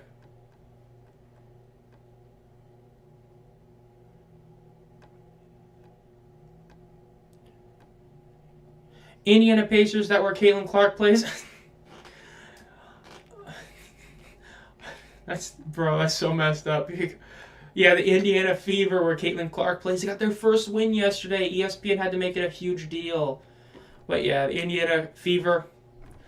I will say, I don't get all the hype. I'll talk about that in a minute. Okay, let's see. Adrian Martinez, one man in the backfield again. Gets a snap, hands the ball off. It looks like maybe a yard or two. Alright, as for Caitlin Clark, I mean, I don't get why everybody was so shocked that the Fever weren't good to start the season. Like, there's a reason why they were able to draft Caitlin Clark. This wasn't a, let's make sure a certain team gets a player kind of deal. This was a terrible team getting the best player, so I don't get why everybody's so upset that, the team is, like, awful. Do you remember what your goals for the UFL season were? I don't remember it, except for remember that I said 10K per game for attendance was the true goal, which the league definitely has failed at. As for the ratings, I honestly don't remember exactly what I said. I know that the opening game definitely was worse than what I expected, but some of them were better and all that. But I will be doing a video, recapping that video as for how they did this season, definitely during the off season. Is unlike the last 2 years. Granted, I'm getting better at it naturally the more we do, but I have multiple videos already planned for the off-season, and that's going to be one of them, is looking back what my goals were before the season, seeing what the league was able to pull off. I just know that attendance, they definitely failed my goals. For the overall TV ratings, I think they actually did decent, but not better, but we'll see exactly what it is at that point. Looks like Birmingham's going to punt the ball off. Punt, and let's see. Bounce. Are they going to be able to get it stopped? Ooh, looks like they're going to stop it at the 1 yard line. Massive right there for the Stallions. That's what you want to see. Inside the 1 stop right there. That's crazy.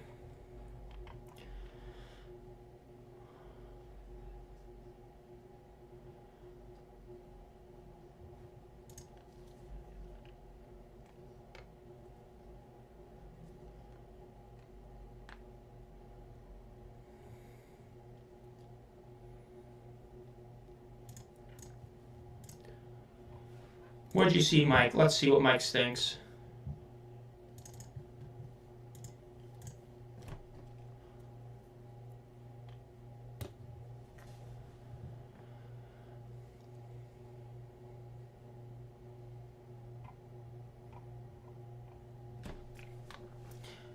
They're still looking to see exactly where this ball was, down. It's going to be interesting to see. We'll see, though.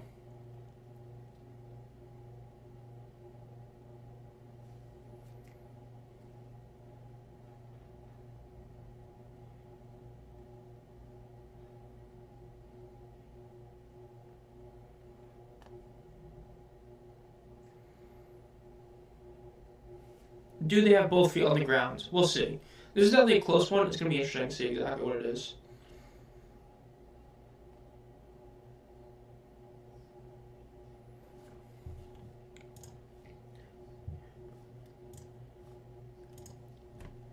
Attendance failed. The merger was so bad. What do people expect? Yeah, I mean, it's like what I talked about when I first did the videos. Like, the merger process was clearly dragged out. When you read all the reports, as soon as the UFL season was over, there was talks about merging. And instead of having it done by what they probably anticipated was about September, October, instead it didn't get done until December. So when it got done, it was already super late.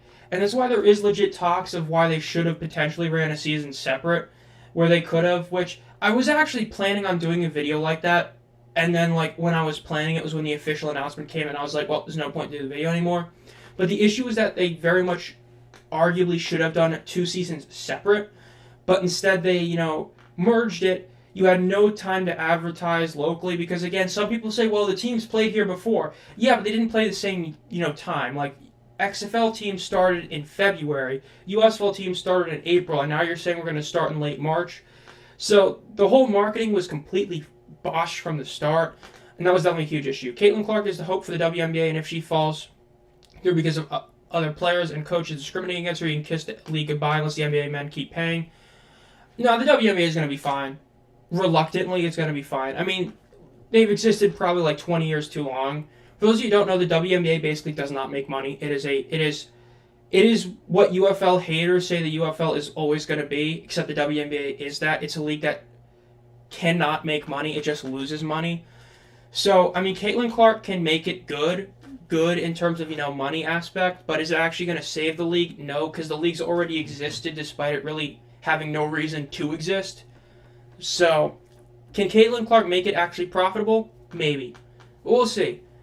Let's see. San Antonio gets the ball at about the 3-yard line. Let's see what they pull off here. Hands off the ball. It's about a 1-yard gain.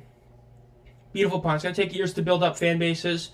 Yeah, that's why I don't get the idea of moving certain teams. Like, I know Daryl Johnson recently said there's basically no plan to move Memphis, which is the correct move. Moving a team like that you're just killing the league when you do that. As I've said, the only team that has an argument is Houston for many reasons. Would be the only team that has an argument. And even then, it's about, you have to, get players better. Like, look, the main reason teams have bad attendance, the Renegades, Showboats, and Roughnecks, is because the teams are awful. Especially with Houston, yes, TDECU is an issue, them not being there. Yes, the whole Roughnecks Gamblers was an issue. But the team, if they were like, 5-4, 5-3, their attendance would be better. But, yeah, I would not move any team out of their market except for maybe the Roughnecks, and even then, I wouldn't, at least for another year. The UFL can make money. The prospects of the WNBA has none. And look at the discrimination by other players and coaches bordering on racism. It's just, the Caitlin Clark hate was definitely way overblown. Like, some of it I get. Like, Tarasi, I believe it was Tarasi, I apologize if I'm wrong, was saying that, like, she's been going against college players and she's not ready for, like, the big leagues. That's fair. But a lot of the hate, like, there's a reason why guys like LeBron and Barkley are defending Caitlin, because she really is the hope of the league, especially if they're able to somehow build up the rivalry between her and Angel. That would be a big deal. So that's what I would say the biggest deal is for the WNBA. They need to try and build up what college has done. At the end of the day, Sabrina's a star. Tarasi is lesser because of the fact that she just wasn't, huge when college women's basketball is huge. But you still have some stars. Oh my god, I can't believe I'm forgetting her name. The fantastic player on the Aces. If you know WNBA, you know what I'm talking about. There's that fantastic Asia Wilson. She's a star. You have stars in the WNBA now. This is your chance to capitalize on it. Yeah, owners are key. Owners are key. We've talked about it multiple times. It's because of the main fact that you lost money, basically. Because instead of having to spend money on 8 teams, if you sell 2 of them, you're only spending money on 6 teams. Very simple thing like that. And that's definitely the important thing.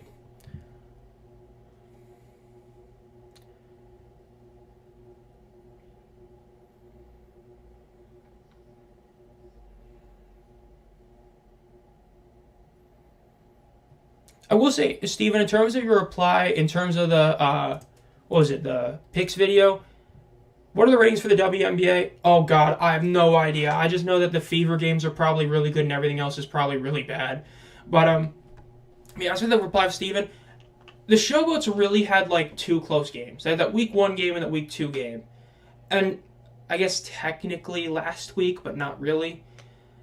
The Showboats are just, it's hard to watch them. Every other team has at least something going for them. The Showboats have nothing. I agree stats don't always tell the story, but when you are by far the worst team in the 3 major categories, offense, defense, turnover differential, you really can't argue that. That's just inexcusable. I mean, that's being bad at a whole nother level. And that's how I view that. So are the Panthers. All I know in terms of rumors for selling teams, the Showboats are number 1. because we already know who probably will buy them. The Panthers, I've heard rumors that there are potential buyers for them. And the Battlehawks are one where it's just obvious that if somebody were to buy a UFL team, that's the one you buy. That's all I've heard. I know some people are trying to say other teams. Those are really the only three I've heard anything about. Garbers gets a pass, quick pass out to the left, and it's going to be about a 4-yard gain. Going to be about 3rd and 5 right there. So yeah, again, massive to see Garbers back. That's a huge deal seeing him back right there.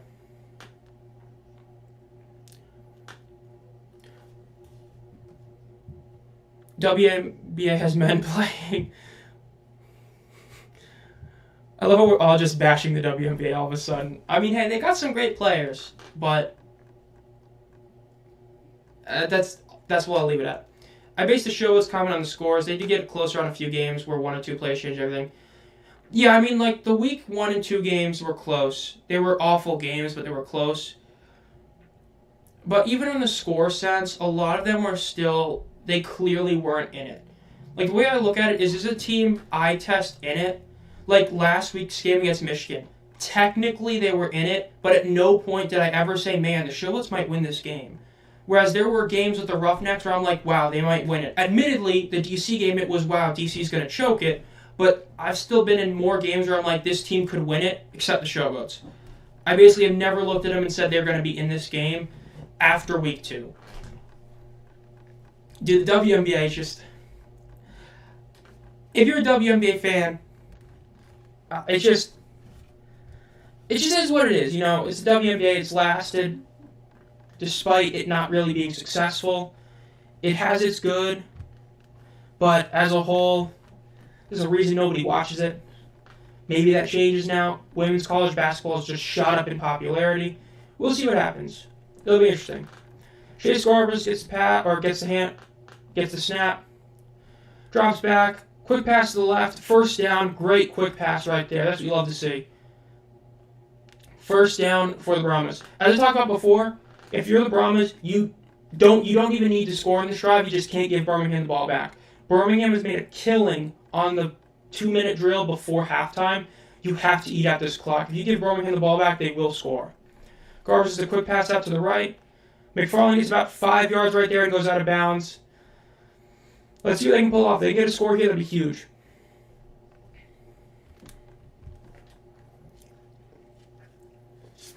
A 2nd and 4 for San Antonio.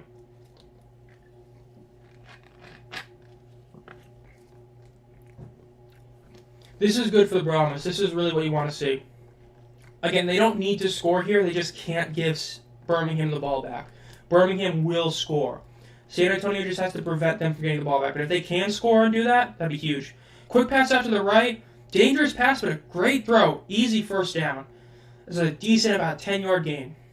Or if the UFL started building stadiums, that would have to be way down the line. The league would have to be existing for over 10 years to do that. That's a lot of money you have to do to build a stadium. And that's a lot of money the UFL does not have to currently spend. Garbers runs up a little bit, throws to the left, out of bounds, smart throw. Throw it out of bounds, don't lose yardage, don't lose time, great throw. Yeah, the UFL ain't going to start building stadiums for a while. Oh, I know the Brahmas are going to jump to 1 if they beat the Stallions. Odds are, yeah. The only way they don't is if Michigan were to just obliterate Houston. But obliterate them. If not, Brahmas probably jump to number 1 in the power rankings. Even then, they might stay at 2. They might move up to 2. It's hard to put a team that's been number 1 in the power rankings for basically, what would you say, like 12 weeks? Going back to last year, and move them down for 1 loss. If they get blown out, by the way, about a 5-yard gain inbounds for the Brahmas, nah. Stallions are number 1 unless they get beat by like 30 today. They're just going to stay number 1. Then if they lose next week, then we'll talk about them dropping. The Battlehawks probably do drop. They're not going to be number 2. Unless, again, we saw one upset earlier. This game might be an upset. Who knows if Houston pulls off the upset? You got to just kind of wait and see. But we definitely will have change for the first time in a while. Because we have the exact same power rankings for 3 weeks because there's been really no reason to change it. Garbers drops back to pass. Quick pass out to the right. Great throw. Threw it right to where only his guy could get it. That's about a 7-yard gain right there. First down, 36 seconds left. They're getting close to field goal range. They won't be able to get a touchdown, odds are, but they will probably get a field goal.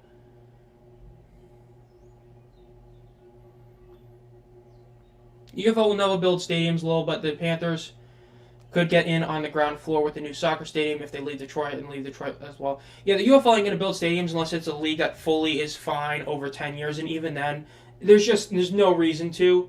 As long as the league gets more prestige and more power, that's what it needs. Just building stadium is way too much money for no real reason. Great throw, great catch. That's going to be a first down, about probably a 25-yard gain. Cheerleaders would be nice. Yeah, I know I know the Michigan Panthers cheerleaders had a bunch of things about them. I know that was a really popular group.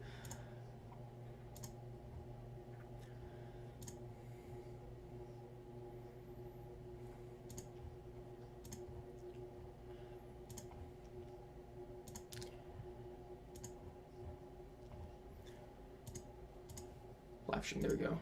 This game means nothing to the Stallions, and it looks like they game plan that way. The Stallions, this game only matters to be undefeated. If they lose again, that'd be hilarious. That'd mean that they're 0. It's like you said, Carr. They'd be 0-2 when they're 8-0, which would be hilarious, but yeah. So, this game is a big deal in terms of getting that W, especially because, I will say this. If it meant nothing, they wouldn't be playing Martinez. That's the way I view it. If it means nothing, you put in Corral. Just like how the Battlehawks have said, it didn't matter to the Battlehawks. You kept in Wilkins when you really shouldn't have. So, them having Martinez out there shows that they do care. It's just that they're not playing the way they should. So, that's what I would say, Carr. If they had Corral out there, I'd agree. But the fact they have Martinez out there, you don't risk Martinez getting hurt if this game doesn't matter. You know what I mean? There's no reason to put a QB out there to get hurt in a meaningless game. Let's see. 2nd and 11. Garbers with one man in the backfield. Gets the snap. Quick pass above his guy. McFarland barely gets the catch. It's going to be about like a 1-yard gain with forward progress. Maybe, but overall not really. The Dolphins remain the only undefeated NFL team, but there is one other undefeated team for a rival league. I forgot, but it comes up when people do quizzes. Do you think Corral comes out after halftime? Do you think they give up? So as a sub-note, it means something a little... Okay, first question, undefeated team from a rival league. I wouldn't be shocked. I know there's probably a couple. I don't know either. I wouldn't be shocked. I think it's a CFL team. I think there was a CFL team in the 80s that pulled it off. I think. I can't remember for sure. Or 90s. So do you think Corral comes out at halftime?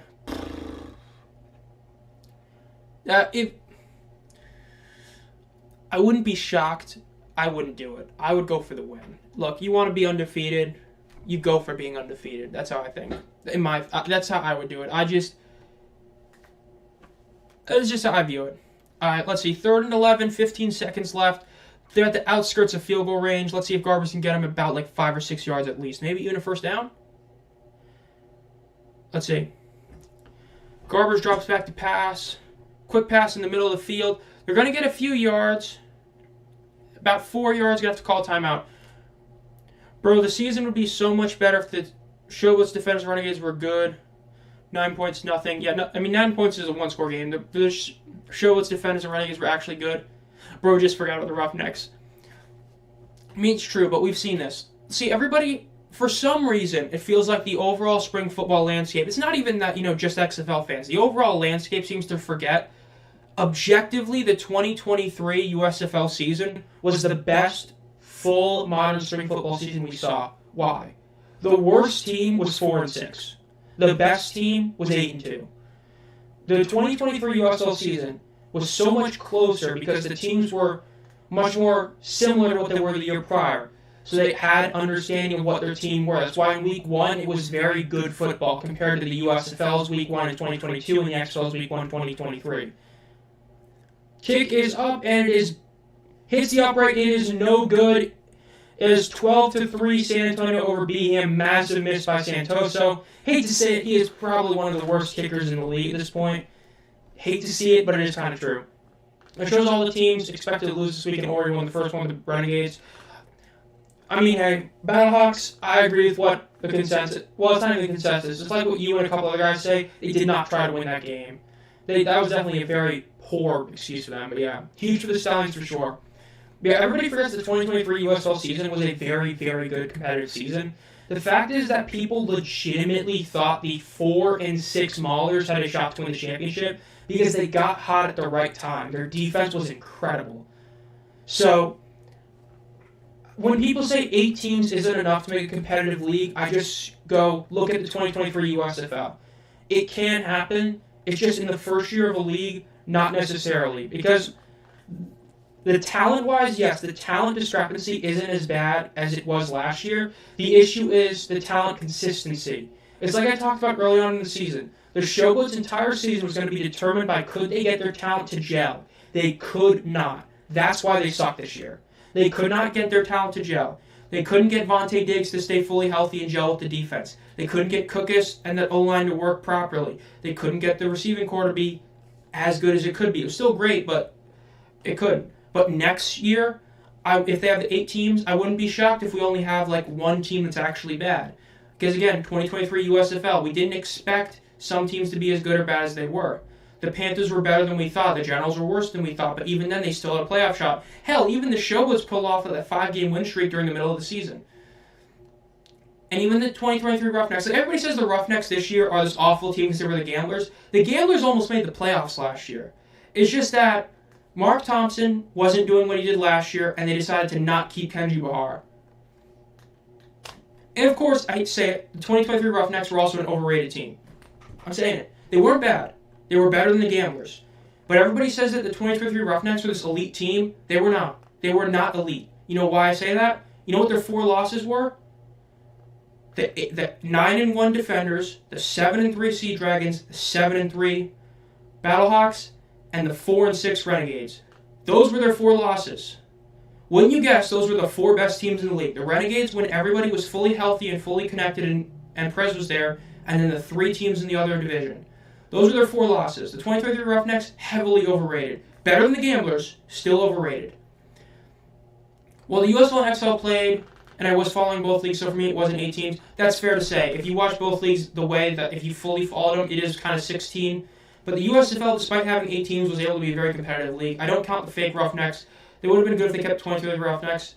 If they had kept the 2023 Roughnecks, the Brahmas would have been bad. I mean, let me rephrase that. If they were to have kept the Brahmas and gotten Hazlitt or Horton to be the coach, they would have been probably still decent. But yeah, they should have kept the Gamblers and called them Gamblers. I agree. If you're going to keep them in the Gamblers roster, keep them as Gamblers. But it's just, I still don't get why you got rid of Barr. I get it. Technically speaking, you know his ceiling isn't great. But he was somebody who was good enough to get you wins. And if you're a Roughnecks, Gamblers, whatever you want to call yourself fan, you really hate that you don't have Bahar on your roster. Just saying. You really wish he was there. But at least they could actually win games if they kept them. Who knows what happened. I mean, both teams won. Again, everybody forgets the 23 Gamblers were 5-5. No, 6-4. They were 6-4, weren't they? I feel upset that I can't remember off the top of my head. Yeah, they were 5-5, but they had a shot to make the playoffs in Week 10. Because in Week 10, they were playing the Breakers, and that was a game where if they had won that game, they could have made the playoffs. So, I don't know.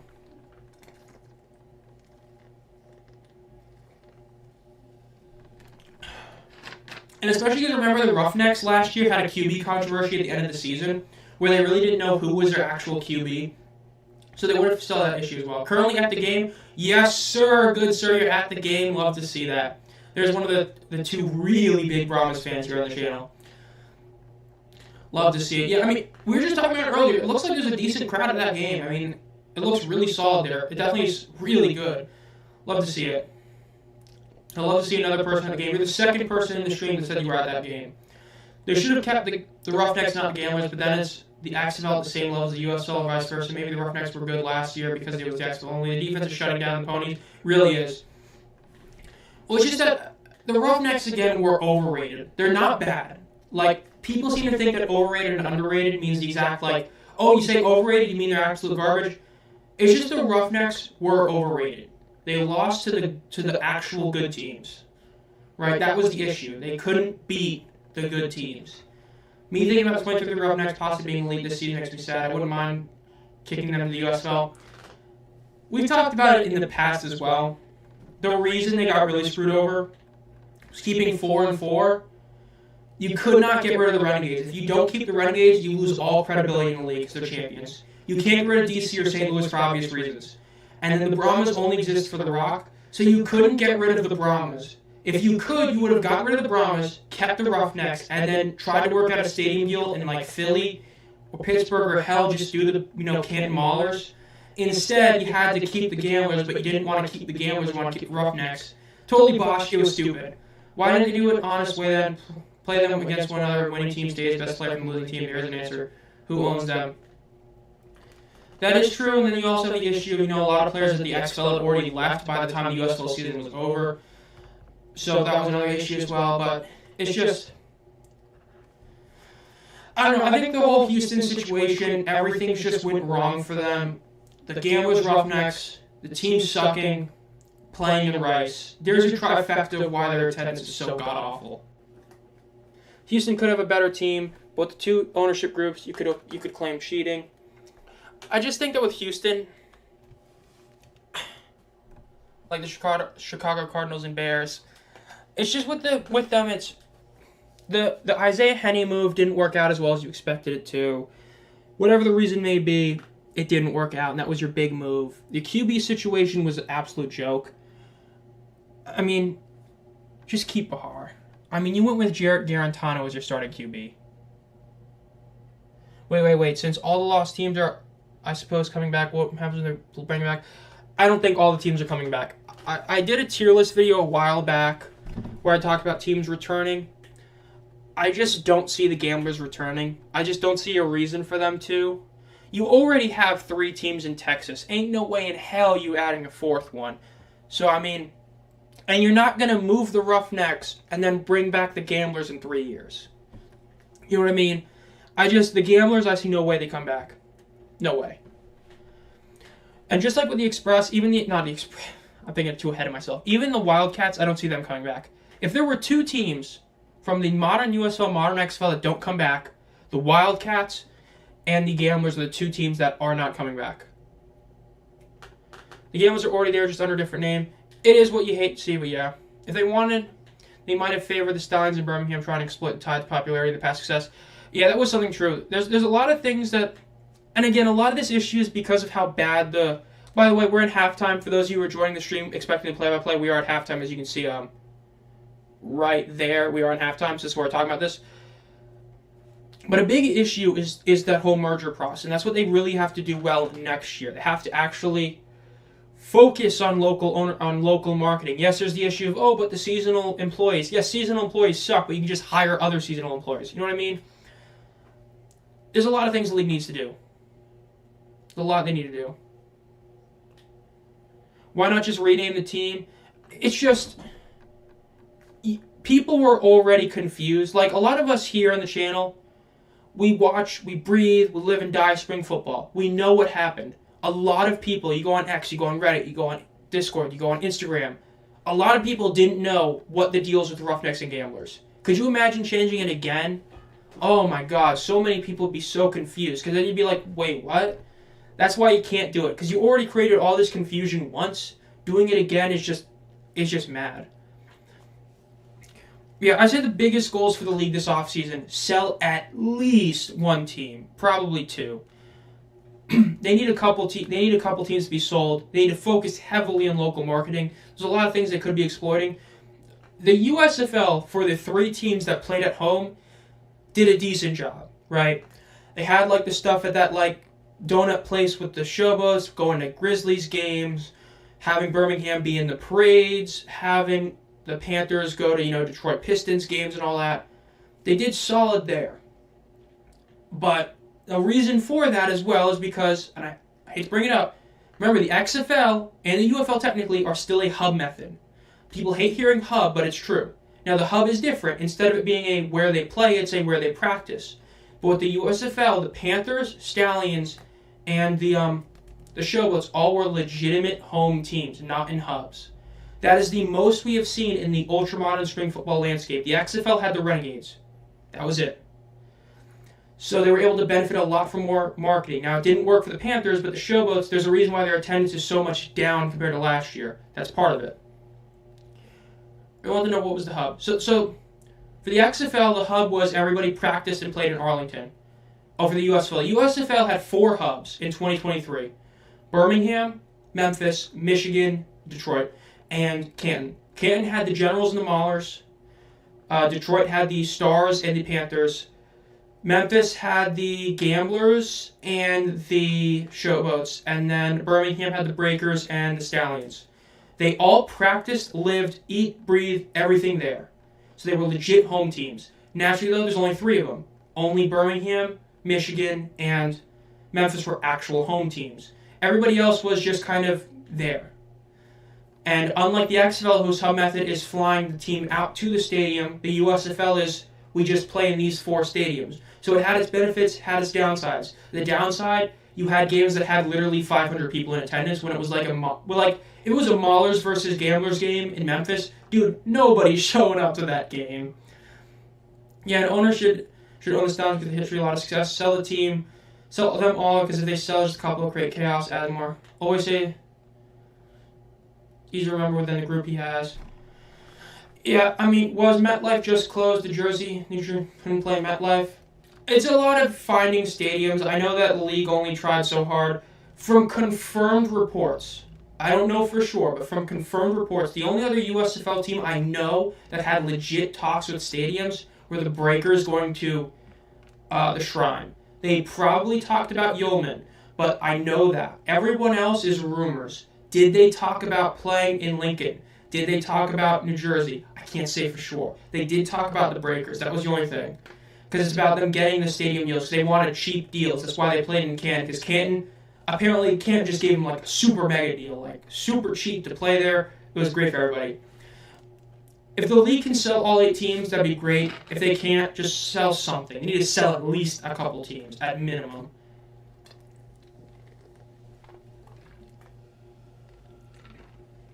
Yeah, I mean, I talked to Steven about this in his group chat. Well, not this part of the time. But people seem to forget that Memphis, they haven't been screwed over once.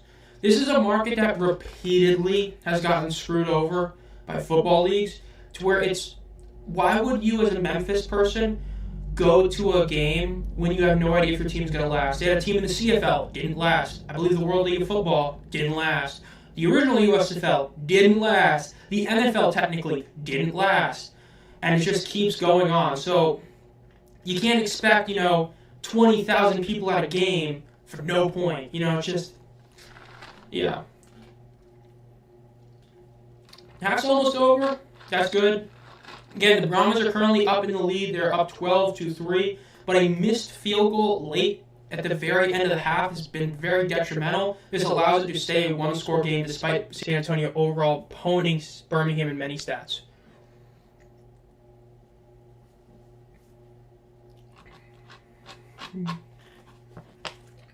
USL needs to just sell. The UFL needs to just sell teams. I get that it could be confusing. You need to limit costs. Limit costs. Selling teams is the best way to do it. You have guys that can buy teams, sell them. They just got to sell them.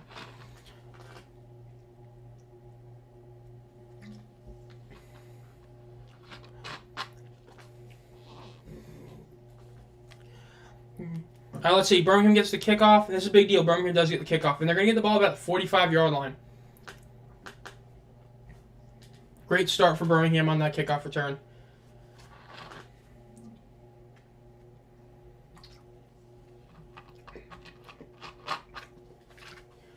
The good old FedEx wants the Memphis Showboats. I mean, hey, they've owned a team before Memphis.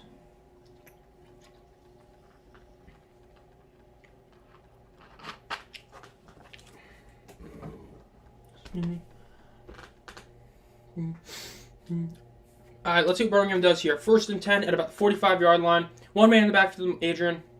Martinez gets the handoff, or gets the snap. Fakes the handoff, throws a pass, gets hit. It's going to be ruled incomplete. 2nd and 10. Yeah, nope. I know you didn't follow the USFL last year. The USFL went to Memphis. And, I believe it's Fred Smith, Dean Smith. Fred Smith, I believe. He was there, when they went there. He was there with Todd Haley and Daryl Johnson. It's very evident he does want a team there.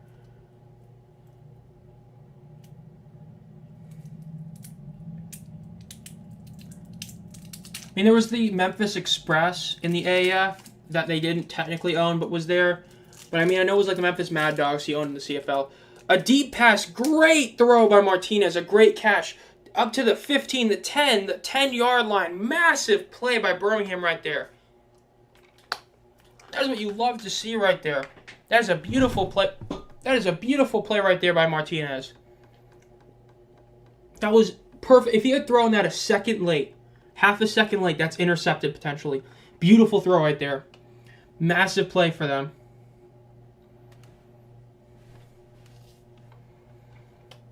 This is big again. It is still a one-score game. A 9-point game is a one-score game in the UFL for those of you who don't know. This is very much huge for Birmingham. Challenge flag is out. I would assume this is probably for out of bounds. At some point during the run back, we'll see. Let's hear. He's pointing at the out of bounds. It looks like he's going to challenge for the out of bounds.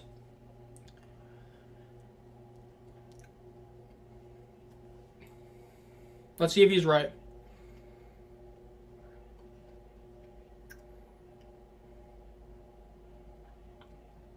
That's not the angle that's going to show anything. That angle that they're showing currently does not show anything.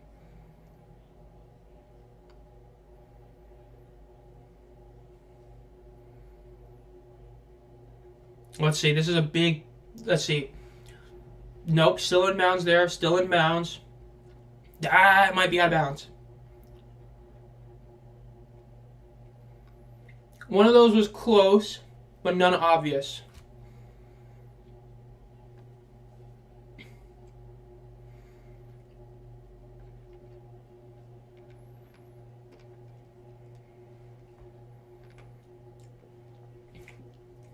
Yeah, I think it sounds like they're going to keep the call on the field and stand.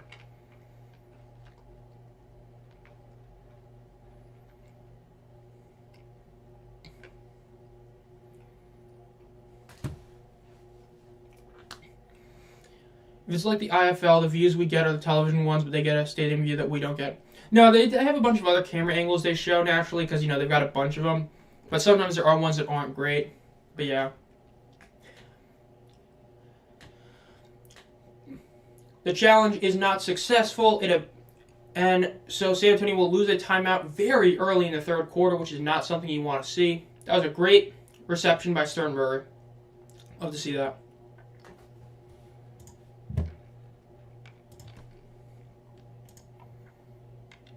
Mets lost today. Not even shocked.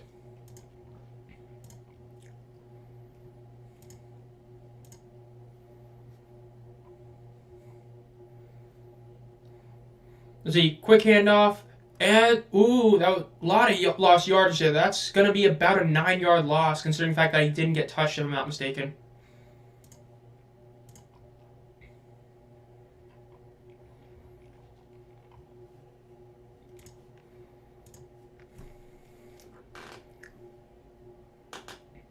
Should I be mad or glad about that, since for a change I'm cheering the opponent on my team? Yeah, I mean, well, it was a big deal, but now with that rush play, Birmingham just lost about 9 yards. So it's going to be a second and about like 20. Second and goal from about the 15. Wow, they only lost him a few yards. Martinez with a deep shot to the right side of the end zone. It is caught. Touchdown. Ooh, maybe not. Yes, touchdown, Jay Sternberger. Stallions are now at 12-9. Will they go for 3 now, or will they just take it safe and do 1 or 2?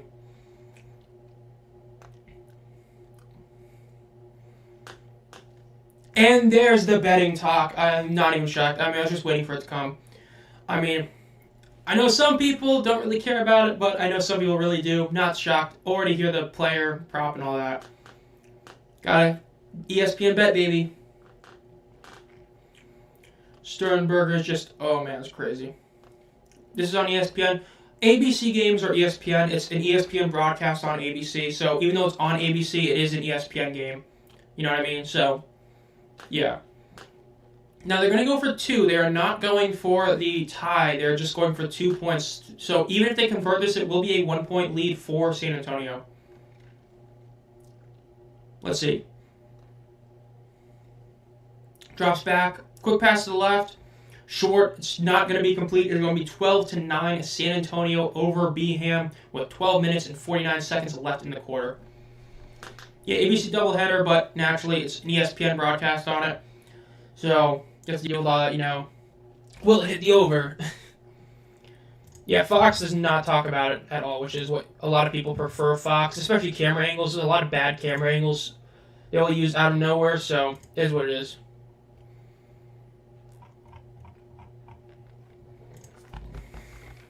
Excuse me. Let's see. I've never understood going for 2 if you need 3. That's why not go for 1 then. Fox says at the UFL Championship. It's just, I guess, trying to be safe. Granted, it backfired on him, but it's just trying to get points now rather than, would you rather get 2 now or 0? It didn't work. I would have probably gone for 3 there. I mean, just why not?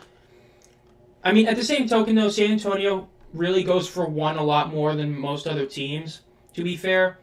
So, I mean, if you get the 2-point conversion and they score a touchdown and go for 1, you still keep it within 2. So, is what it is. Fox is the UFL Championship. Yep, it's... Granted, ABC is the better network for ratings, but in terms of the actual broadcast, yeah, it's definitely a good thing that Fox has the game. I do not want to watch the championship game. Granted, I'm going to be at the game, so I'm not going to watch it, but I couldn't imagine watching the championship game and hearing, oh, will McCarron get a touchdown to hit the over? Like, Puka Williams at the 30, stopped it at the 32. 3 makes sense, and if you... Not 3, you might as well go for the more sure 1 point. Wade Phillips did lose the challenge. Time I could backfire on him. I don't really like going for 1 points in this league, honestly. A 2-point versus a 1 point isn't a big enough difference. It still is a difference, don't get me wrong. But just if you go for 2 there and you convert it, you're down 1. San Antonio scores a touchdown, goes for 1. You're still only down 8 points. Whereas if you go for 1 and then they go for 1, you're still there. That's the thing. If you were against any other team, I would say going for 2 is stupid. But San Antonio historically does a lot of 1-point conversion attempts. And so if they historically do that, play around that, that's why I like that play. Granted, I still would have gone for 3, but I understand it. Massive first down run right there. That's about a 14-yard gain for San Antonio. Anthony McFarland just continuing to go off today. Really is crazy what he's doing. If there was an MVP for basically since week 7, McFarland's that guy. I mean, he's been incredible for them.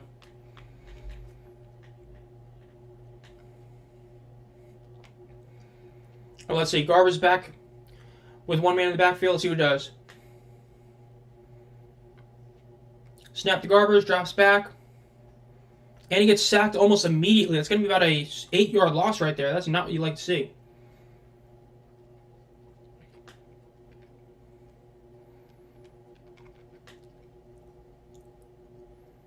First sack since week 3 for Carlos Davis. I mean, Davis was early on DPOY candidate, then kind of just didn't hit another sack for a while. There he is. He's back now.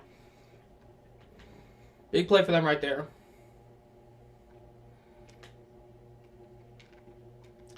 We'll say we still haven't seen Dormady back in, so it looks like they are just fully down with him.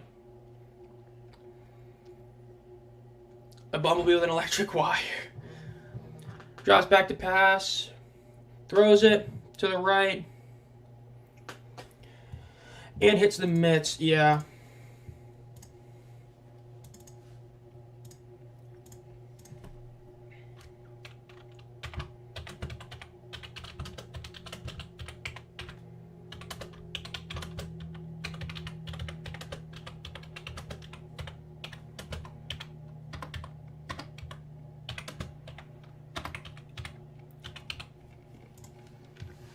The Battlehawks are literally a sword with wings. Yeah, the Battlehawks logo is something else, too.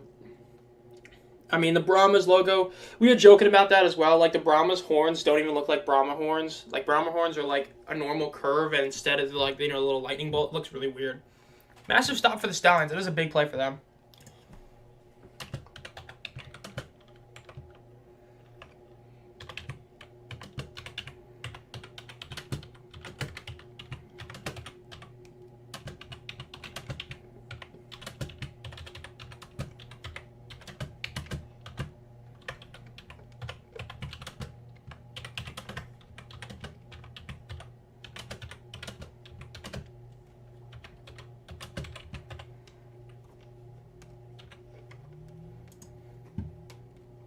Ooh, ball goes into the end zone. Almost a down at the 1. That would have been insane for Birmingham, right? Or insane for San Antonio.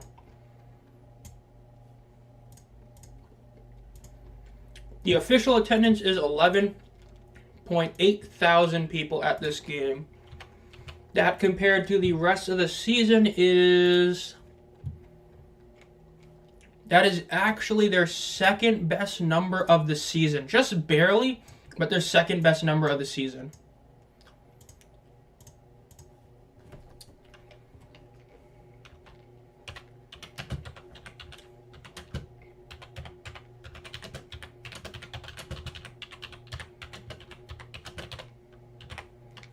And unlike the last game, it actually looks like there's a decent amount of people here. Unlike the Arlington game where, no, there was not 8,000 people there.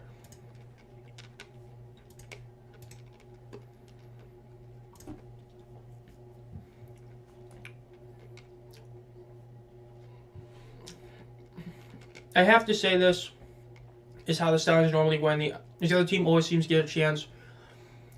Bromwell, I wonder... For attendance. Yeah, attendance for San Antonio being 11,839. That's a solid number. I mean, is it better than week 1? No, but is it better than every other game since week 1? Yes. So, that's a solid number. They joined Michigan as being basically the only other team to genuinely go up in attendance at the end of the season, with Birmingham being the really weird one. He was like, who? Yeah. Ooh.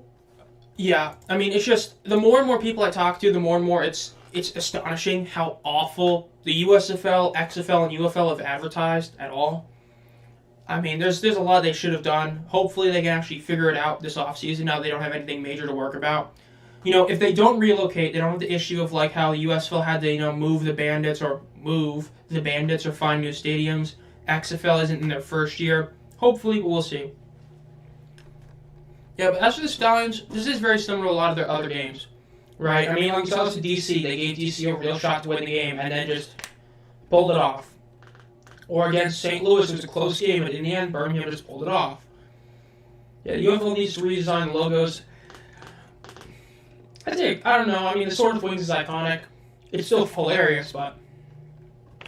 I mean, let's be real. Last time they redesigned logos, I mean, they made the Dragons into the Sea Dragons, and... Did anybody really like the redesign? Or the Renegades redesign? The Renegades use the Bandit for everything except their primary logo. So, maybe go back to that one. That's the logo people actually like. Like, the Renegades logo is just not it. I mean, DC's logo is boring, but it works. Renegades is just... The Bandit's so much better.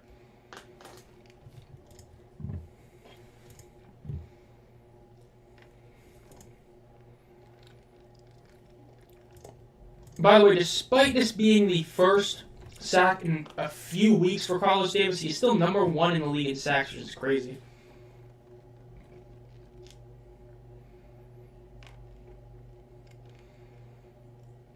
Let's see the stats so far in the game.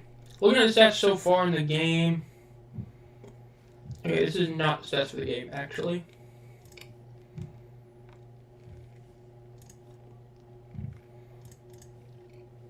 Let's see. About a 7-ish yard gain for Birmingham right there. Solid play right there.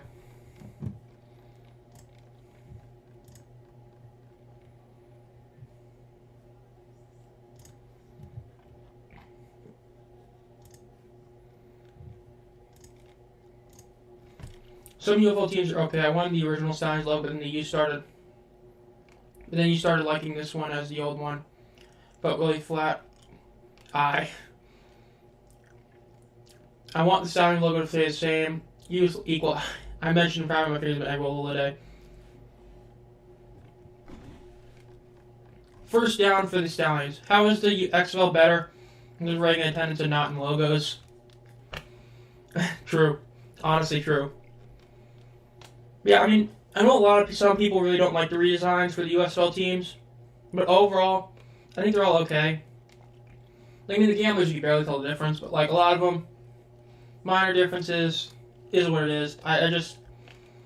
Only one I would fully change is the Renegades need to go back to the Bandit, and then maybe the Brahmas a little bit. Just change the horns. It just looks kind of weird. Martinez runs up, passes to the left, Bit too far out of bounds.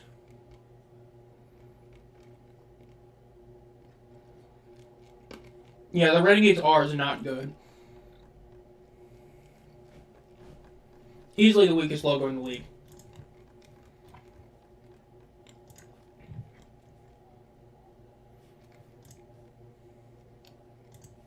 I don't know, they use the bandit for like everything now, except their primary logo, which is what's really aggravating.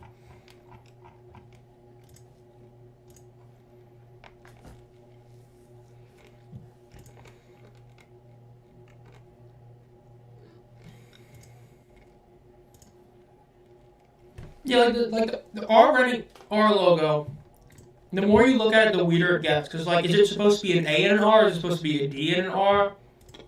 Like, were they keeping it the Dallas Renegades, but then just decided, hey, let's just call it Arlington? Like, it's stupid. Which is corny as hell. Dude, I remember when I talked about how it's so corny having the Brahma Bull logo on the back of every jersey. And I remember someone just saying, like, oh, you're just hating. Like, no, it looks stupid to have a little Brahma Bull on the back of every jersey. Brahmas, I get it, it actually works, but every other team is like, you know what I mean? Alright, big play here. 3rd and 13 for Birmingham. They're at the 35-yard line. Martinez drops back to pass. He does a deep shot in the middle of the field. First down for Birmingham. Massive play for Birmingham right there.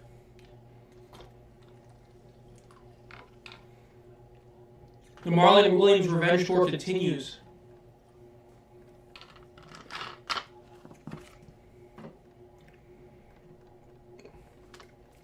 First and 10 for Birmingham. 7 minutes left. Basically directly at midfield, 50-yard line. Martinez back by himself. Let's see what happens. Going 5 wide. Drops back. Quick pass to the right. Way a little bit too high right there. It was about probably a foot too high of a pass. Incomplete, 2nd and 10. Yeah, that definitely could have been better. Could have been worse, but could have been better. Very interesting pass right there. Big Marlon Williams fan. Massively underrated in year 1. All the love went to Victor Bowling Jr. Marlon Williams was a dog that year. Shame what happened last year. That awful Achilles injury week 1. Hey, but hey, Stein still won. 1 man in the backfield, let's see. Hands off the ball immediately. About a 6-yard gain right there. About a 6-7, probably 6-yard gain from Maribel. Great play. Yeah, looking at the Bandit logo, it makes me sad. It's in the primary. Oh, it's such a far better logo. It's way better than the R. They need to change that for sure. That should be one of the first things they do in the offseason. Change that to the Bandit. 3rd and 4. Let's see what happens right here for the Birmingham. I mean, this would be a super long field goal, but they could get first down here, 4 yards. Let's see what they do. If you gain 3, maybe 4 down territory. Runs to the right a bit. Martinez is looking to point downfield. Throws it down the sideline. Incomplete. That was a smart idea. It just didn't kind of work out. Receiver wasn't able to break for it fast enough. 4th and 4. Interesting to see what they're going to do here. Do you go for the super long field goal or do you go for the punt? Let's see what they do. So a kick here would be like, probably, what, 60 yards, 65 yards-ish. Could do it. Ahmed has a leg, but we'll see. And you could also go for it. You're kind of in no man's land for a punt. If you don't get the punt down, is it really worth punting to only get 2 yards or 20 yards? And they are going to punt it. They need to get this down. If you get a touchback, it kind of makes it pointless. Punt, let's see. The punt, and it goes for touchback, not good. Many laugh, but I think the Stallions could win against some NFL and worse teams. Think about it. While UFL can't compete at level, some of the NFL teams are truly skunked. The Battlehawks secondary logo, though. Okay, let me pull it up first before I talk about the NFL stuff. Battlehawks logo.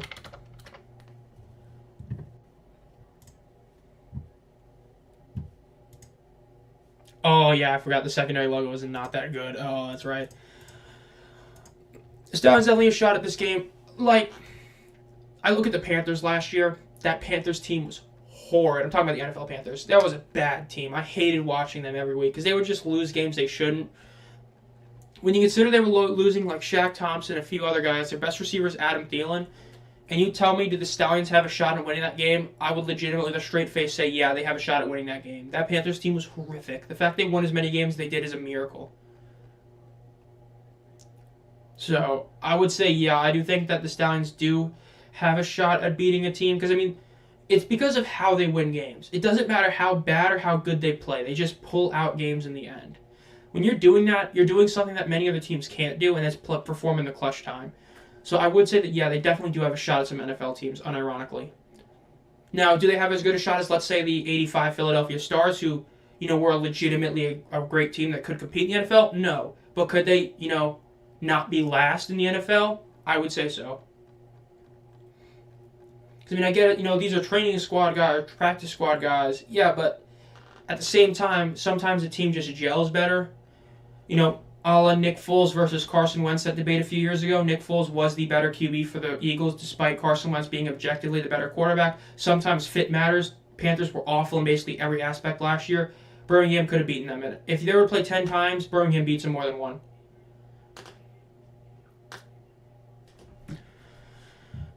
Actually, let's pull that up. That'd be a fun poll.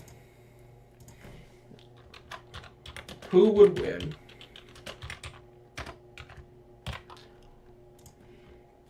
(2023) Birmingham Stallions. 2022. Oh wait, that was 2023. We're in 2024. My bad. Dude, typing sideways is so whack. 2024 Birmingham Stallions, 2023 Carolina Panthers. There we... No, I don't want to add an option. Start poll. There we go. Stallions beat the Carolina Panthers easy. Stallions have a great coach, they have great players. If you could look at that team in the Panthers. Yeah, especially with the whole situation with the Panthers coaching staff. I mean, look, I'm a Panthers fan. Tepper is so awful as an owner. He got a head coach that understood who was the better quarterback. I've even said this in private. C.J. Stroud was a better QB in college. He knew C.J. Stroud was better. He wanted C.J. Stroud. He was forced to draft Bryce Young.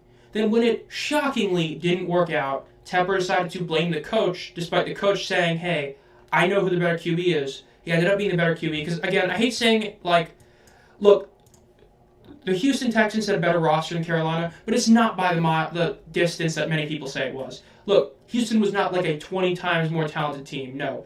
It's just that CJ's a better QB. Running play for McFarland. McFarland's about 5 yards on the play.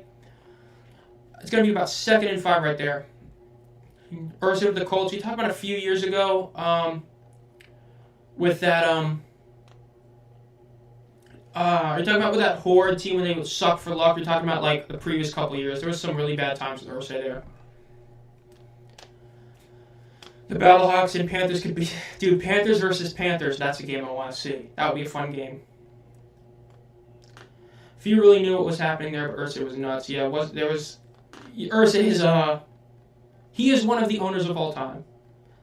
3rd and 5 for the Brahmas, incomplete pass. I would like to look at the overall stats for Garbers. Again, his stats are what you kind of expected. He's playing a very A.J. McCarron-esque game. His completion percentage is really solid, but his yards per pass is not great. Again, this is his first game back, but again, this is a lot of check down plays. But this is what you expected, right? He's 14 of 18. I don't know if that counts at last pass attempt for 118 yards. That's a solid completion percentage. It's just that it's, not all that. But he's not getting benefited from a lot of yak. That is true as well. 3rd and 5 for San Antonio. Garbers drops back to pass, throws down the right, and it is, if that's considered inbounds, that's a fantastic throw and catch, but it's going to be close. They're calling it out of bounds on Kirkland. May review it, might say it was inbounds, we'll see. Rivalries were lost during the merger, for example, St. Louis and Seattle. That was lost. Birmingham versus New Orleans was another big rivalry that was lost. Michigan and Pittsburgh had a very underrated rivalry that was lost as well. There were definitely a lot of rivalries that got cut because of the merger, that's for sure. It's going to be a punt for San Antonio. This could be big for Birmingham. Let's see. I will say I expected this game to be close. Now, granted, I thought it was going to be a much more higher scoring game, but I did say that the Brahmas were going to keep this game close. I'm not really shocked that it's a close game, but I am shocked at just how well the defense is playing overall. Punt fest, yeah. Especially compared to last game. Even though last game the Battlehawks really didn't try to win, last game overall was definitely one of the best games of the season. just and it was a legit like shootout. Granted, the ending was pretty bad considering the Manny Wilkins interceptions, but still good. Nah, don't call it a message retracted. Message retracted. We saw that.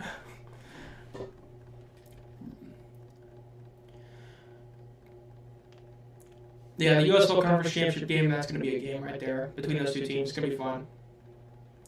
So remember, we do have a poll going. Who would win the 2024 Birmingham Stallions or the 2023 Carolina Panthers? Make sure you do that one. Intercepted. Incomplete. They're calling it incomplete on the field. They really can't excuse dropping teams they did except save money because the Breakers could have played in Shreveport and with a road team with the hub format. Yeah, I think that the league did not want to do the hub format. I think they realized just how bad it did for the USFL. Because objectively, the 2023 USFL was a fantastic league. It's just that the issue was the hub format was horrific. Like, watching a non-home team game was unwatchable because nobody was in the crowd. And so that's what they probably did. But there were definitely some teams that had no real excuse being dropped. Like, the Breakers and Dragons and Maulers were only dropped for financial reasons and no other reason, because those three teams all have massive fan bases. And it's a sack by the Brahmas defense, massive play by the defense. Let's see what happens with the Stallions right there. I mean, that's a big sack. They're going to lose about 4 yards on the sack right there. It's going to be a big third down for them. And we have less than 3 minutes left in the third quarter as well. Yeah, it will be interesting to see. Because if the newest report is true, again, it's UFL News sub, as I always say, caution.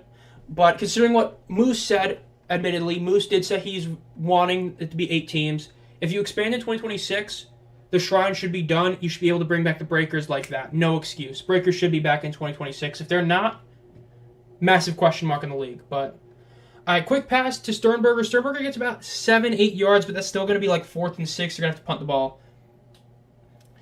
But yeah, I mean, if what is being said by reports, which debatably true, and what Moose has actually said, it will probably be 8 teams next year, and in 2026 you expand. The Shrine should be done. You have already talked to putting the Breakers there. You need to bring the Breakers back there. So that's going to be a very big thing to see.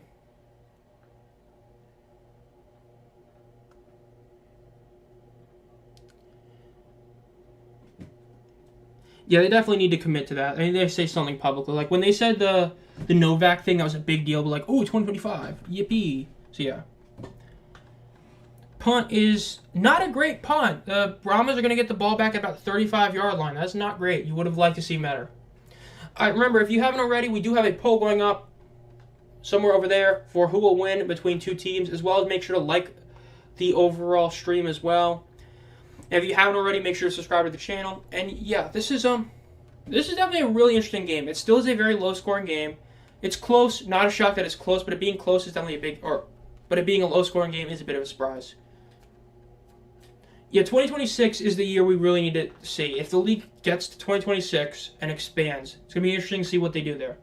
Do they add 2? Do they add 4? Do they even add 6 teams? Who knows? It'll be interesting to see. All right, Garver's the one guy behind him. Let's see what he does here. Gets a snap, hands off the ball. About a 2-yard gain, not much, but yeah. I didn't like the stream. Thanks for the reminder. No problem, man. It seems like 2025 is locked. Oh yeah, I mean they've already made multiple agreements. They're making everything saying 2025. It's that 2026. There's nothing that they've said. I mean, when the Nick Novak was the ultimate, we will be back. When you say, hey, we're doing this agreement for next year, I mean, you're basically saying it is. It's just 2026 they haven't said for sure.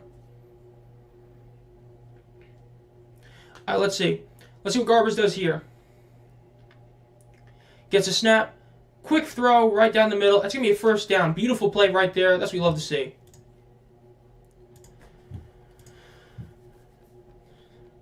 San Antonio has retaken the overall sack lead. Naturally, if you count all the other stuff that Adam does, he just messaged me on that on X or Twitter.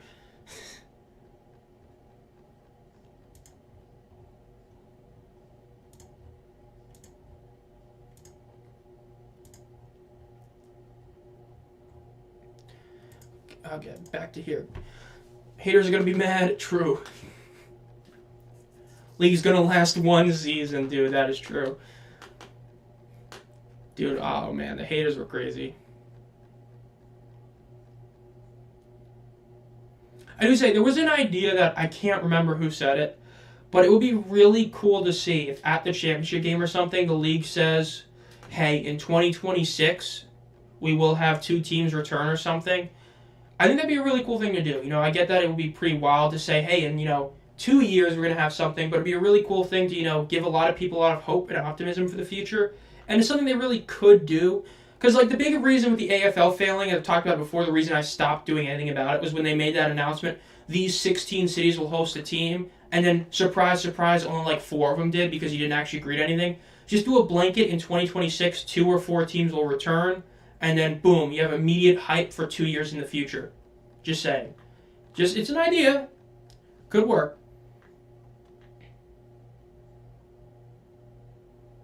At least that's what I would say.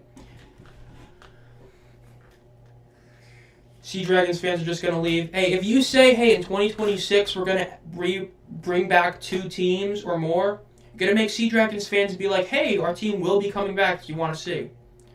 That's what I would say. That's what I would do. I would do that. Say, hey, in 2026 2 teams will return. Start building up hope for it. That's what I would say.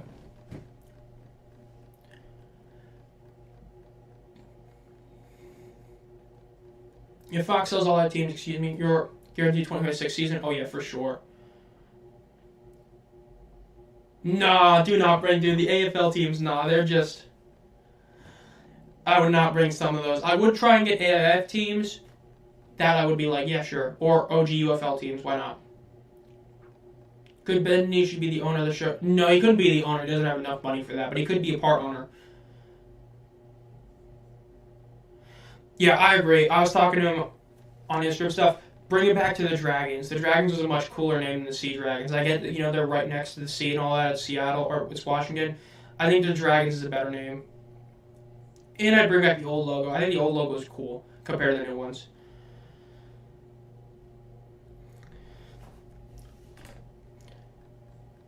The 302 heavyweight champs. Oh, that's right. Islam is fighting. I forgot about that.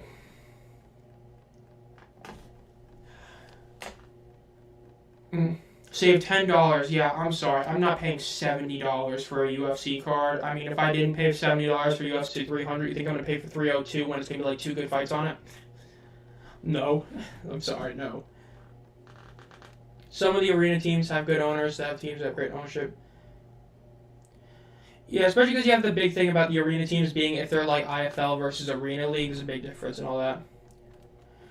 Well, they hate the league because they're upset their team got canned. I mean, it's one of those things where you'd wish there was a bigger reason. They just hate that their team got canned, and because they don't accept the reasoning of travel costs or geographical locations, which you can, fair. I mean, the league is spending money elsewhere. Why not? But at the end of the day, it's Sea Dragons. I mean, they're a franchise that were very popular, and especially because they got really effed over by the XFL, as I've talked about before. A lot of their games were scheduled at absolutely horrific times. And they would have been benefited from either different days or different times having it being, scheduled. So, yeah. Oh, yeah, the IFL is much better. That's the premier spring football leagues, for sure. Yeah, I mean, the league spent money elsewhere. They could have kept the Dragons. I hate to say it. The Dragons are not in the league probably because of the San Antonio Brahmas. I'm just saying. Good sir, if you're still here, I'm sorry to say that. Oh, great first down play right there. That's about a 14-yard game. But I mean, the Dragons aren't in the league because they won 4-4, and again, the Renegades, Defenders, and Battlehawks, you could not have them not in the league. So, I mean, it's pretty clear what the 4th team is. The odd man out is, of course, San Antonio. That was a team that definitely got kept instead of the Dragons. Let's see. 1st and 10 for the Brahmas. This is a big. They can get a really good lead here if they can actually get a touchdown. That's what they need, especially after how they missed that field goal before half. Deep shot to the left. Ooh. Bit underthrown. Bit handsy, but yeah. There's no way the Rock is dropping the Brahmas. Oh, yeah, no. He was definitely not. Alright, so we're going to close the poll. We got 86% voting for the Stallions to win. Fair. Not shocked at all, honestly. TV ratings prediction. I was talking about this earlier. It's going to be very interesting because to the average person, these games don't have any real effect in the playoffs. But at the same time, there's nothing else going on. Like, there's the Charles Schwab challenge going on. First down rush, that's another great, or a second down rush, another great play. That's about a 14-yard gain again. Massive play for the Brahmas. But there's really nothing in sports going on at all today. Well, there was Crown Jewel for WWE. I forgot about that. So you had one massive event. Or not Crown Jewel, King and Queen of the Ring. That's your only real massive event going on. That's it. Aside from that, you have nothing. You don't have a Game 7. You don't have a playoff game. You don't have anything major. You have King and Queen of the Ring and the Charles Schwab Challenge. So, that's good. The bad. 2 games that really don't have all that much meaning. Good. It's the, Battlehawks and Stallions are playing. That's good. I wouldn't be shocked if they have decent ratings. I wouldn't be shocked if they're about 800K, though.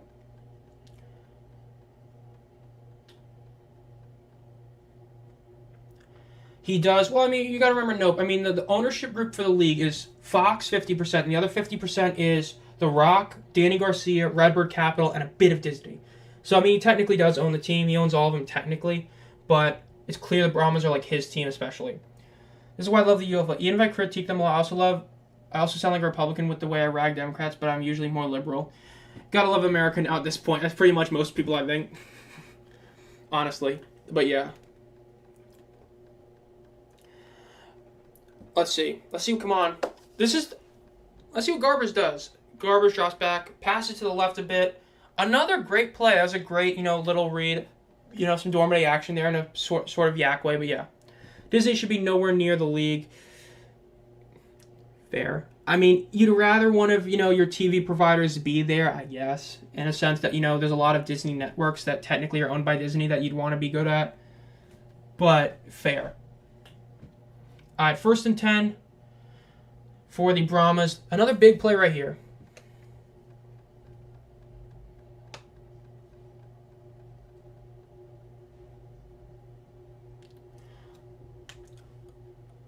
Quick shuttle pass does not... Ooh, is that going to be called a fumble?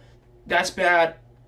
Oh, don't you do that, refs. I get it. That was definitely a shuttle pass. He didn't catch it, but that's still messed up. Okay, for one, try to shuttle pass. Clearly is going to be called as an incomplete pass. But number 2, you do not call that play dead at that point, just for the off chance that it was caught. I wouldn't want Disney at all true. What is the easiest way to remember the Rock's ownership of the group other than recalling it's his? Brahma Bull. That's how I view it. Yeah, that's the one thing that's really upset is that a lot of the best parts about the league are both the worst parts, right? The ESPN broadcast is objectively worse than Fox, but ABC is objectively a better channel than Fox in getting viewership, just like ESPN is better than FS1. So it's like you have that issue of like, there's a benefit here, but then there's a detriment there. It sucks. It's one of those, it is what it is. They're viewing it that he didn't have full control, so they're going to call it an incomplete pass. Question about replays. Why not adopt the Arena Loon challenge almost anything? They just have the one challenge rule where you can challenge literally anything. You just get the one challenge, the super challenge. So, I do like that. I think that challenging more than like one thing per play, one thing would be a bit overzealous. So yeah, I kind of like how the UFL has the challenge rule. I was glad. That was one of the rules I actually did want the XFL to have adopted into the UFL, in my opinion. First down, should the IFL. Now if we could just get NFL Fox scoreboard. Lorenzo Burns did all that running for nothing. You hate to say that. But yeah, illegal formation penalty in the Brahmas. They might be stuck kicking a field goal, but yeah. Yeah, the UFL allows you to challenge anything. Literally anything can be challenged. You just get one challenge. Like, you can challenge, hey, that one dude, false start. You can challenge that. First down play, literally nothing. Massive play for the Stallions right there. You just get the one super challenge, though. Whether it's good or bad, you only get the one. How about ABC Night Games get the clean night scoreboard? I will say, considering the fact that we had the reports earlier about, Fox having games, 2 forward passes make it a fumble, doesn't it? Well, it still is about, having to get the catch naturally. They still use that same rule where a forward pass, is still considered a pass. So it still has to be, has the catch, you catch the ball, survive the ground 2 steps and all that. That's why it's not considered a fumble. Because they still view it as that way, you're just allowed to do it, you know what I mean? Wow, fantastic one-handed catch by McFarland, touchdown. There's a flag down. It's going to be interesting to see if that's OPOY. But a massive play for McFarland if that stands. Seems like it's going to be OPOY. Yep, OPY. Yeah, the UFL just lets you do the one challenge, and that's it. I personally like that. I think that allowing more than one would be a bit too overzealous, in my opinion. But I do like to have the super challenge instead of just a blanket. You can only challenge like 3 things like the NFL.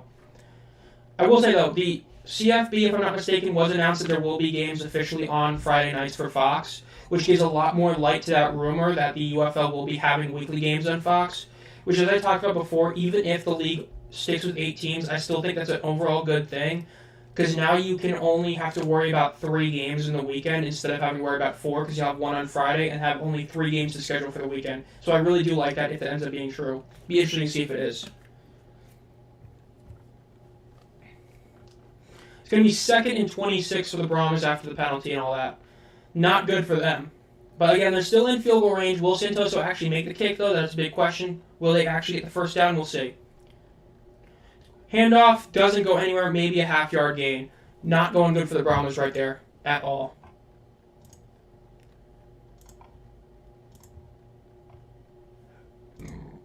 Excuse me.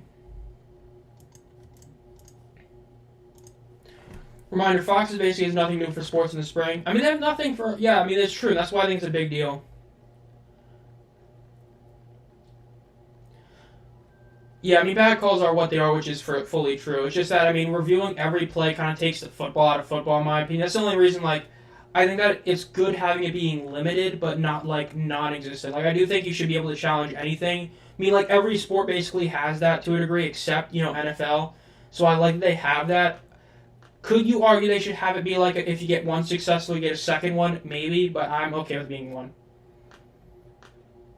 This might be the only game where refs have no impact on the game. I mean, that's true, because a lot of the bad things gets reviewed overall. Garbers looks hurt. He hasn't played in a while. Every hit's going to, you know, affect him a lot more. Hopefully it's nothing bad. It's just a little bit, you know, pain from getting hit for the first time in a while. We'll see.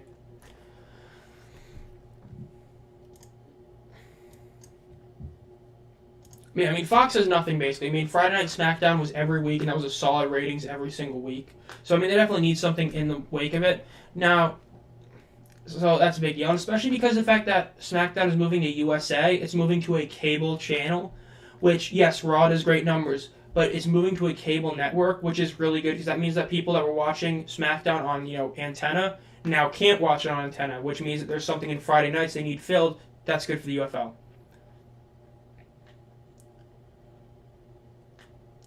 But this is also one of my biggest fears for the UFL is if they keep losing money, affiliates could break even with the returns and not lose money. I think that's, I mean, especially with the Army, that's the biggest one. Because from every report we've heard, it's if they get the amount of people they were expecting to sign up for the Army, this could be a deal that actually increases next year. But if they don't, they'll either move it down or just cut ties with the UFL. So getting that to work is a big deal. If that ends up, you know, working for them, huge deal. If not, that's bad. That's the number one deal they need to do good. Everything else, again, from what we heard early on from Mike Mitchell, it seems that the TV ratings were much better than what the league anticipated, which is very good in terms of all those regards. Pre-game show, agree. They need a pre-game show. They need an overall pre-game show, not just one for a local team, agree. Or post-game, they need one or the other. The UFL needs their own, agreed. Being on Fridays because of Fox. It would be great for them to have exposure in prime time every week for sure. NASCAR is about 3 million viewers per race. Is it nothing also MLB? That's true. I mean, you have a lot of stuff on other things that do get great views as well. That is 100% true. And so it's a lot of that issue because especially when like Fox is putting a UFL game on Fox but a race on FS1, it is somewhat strategic in viewing that people who watch NASCAR are going to go get FS1, but people who won't are going to want Fox. Smart moves like that are big deals. 2019 Dolphins or 2024 Michigan Panthers or 2023 Carolina Panthers. The early season 2019 Dolphins were pretty bad. I mean, I remember people joking about that team would like lose to Alabama. That was hilarious.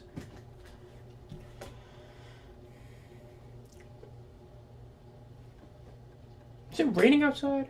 Oh, of course it's raining outside. Bro, I need to stop raining. Okay, camera, why you do this to me?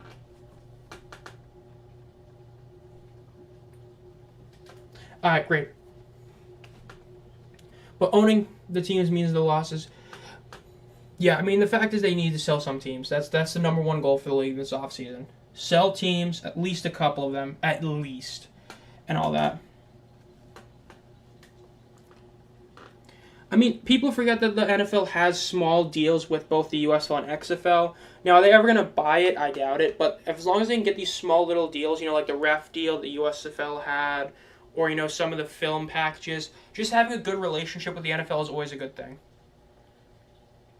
Okay, camera, I'm going to need you to actually focus. That'd be really cool. Okay, camera does not want to focus. Let's go. Garbage drops back. Throws a pass in the middle of the field. That's incomplete. They're going to have to kick the ball. I mean, I would sell them all, but the odds are they won't. I mean, odds are they won't even sell 4. That's the one thing that sucks, is that odds are they won't, because you're going to have to actually find a buyer for them. But if you're able to sell, again, if the rumors are true, you sell to Smith in Memphis, you sell Michigan, you get a buyer for St. Louis and Birmingham. There's half the league right there. That's really good. Yeah, bro, I got censored by my own webcam. My webcam just said, "No, I'm good." Thank you, webcam.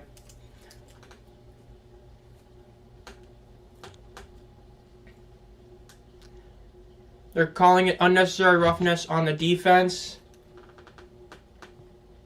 Giving him a free first down. I don't know, Skip might throw that red challenge flag. There are too many wealthy people not to be able to sell them, and not enough honest ones instead of criminals like usual. True. Let's rewatch this play again.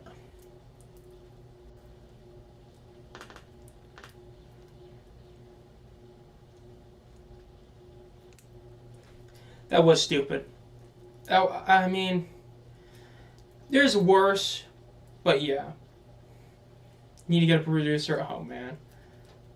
Well, your hand looks okay, so maybe just close up stick the face closer. Yeah. That's true. Okay, you know what? Okay, this will work probably. And they're not going to challenge it, so it looks like this is bad for them. They should use the cap space if they want to sell UFL teams. It's better. Which one would spend more than the other? Cap space ain't going to work. The original USFL had that technically. I don't remember the exact details, but it had something like that. It just doesn't work sometimes. So I would not. I think that if you just keep it being the exact same salaries they normally are, I think that's what you should actually use overall. In all honesty. Yeah, the Dixon plan. But I mean, some owners just say, "No, we're good," and just do it anyway. It just is what it is, kind of deal. And touchdown for the Brahmas is going to be 18-9 with just 8.5 minutes left. This is huge for the Brahmas if they can continue to pull this off. You gonna work, camera? Nah, you a hater.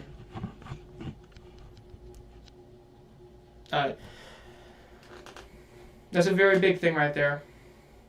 Challenge might have gotten the defender tossed. Yeah, but there was no what's it called? No timeouts left, so it is what it is. As for every week I watch the San Antonio, they always get so lucky. True.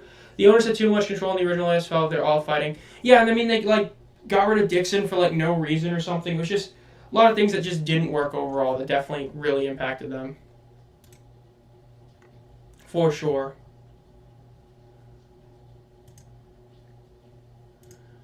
And then Trump killed it off. Yeah, I mean, everybody always forgets that. Ooh, looks like he's not going to be good.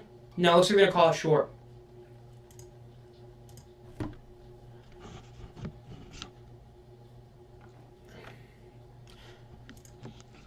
And that's a big deal because this makes it still a one-score game.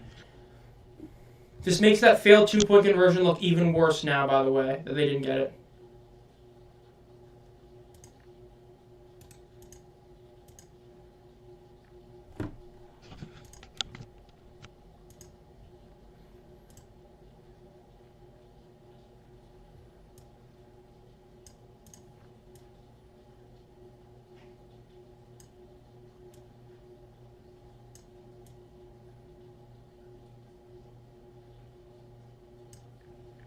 Adrian stuff is cool though. Oh, definitely really cool to see all that for sure.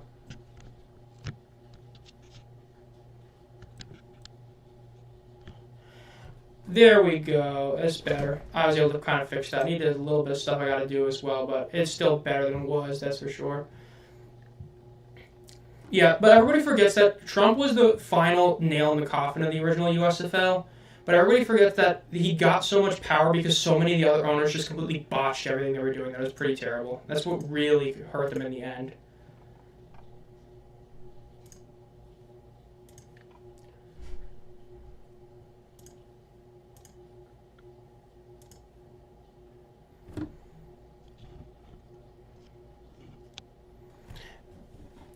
Okay, well, the camera's not as good as it was before. I will fix that next time. It took Trump a long time to redeem himself from the original USFL. The original USFL was such a disaster in the end. Call the games, hit one of the homies up. I will say, I would like to do something like that, honestly, in the future. I might try to. It would be pretty cool to do, honestly. So maybe. Pretty cool.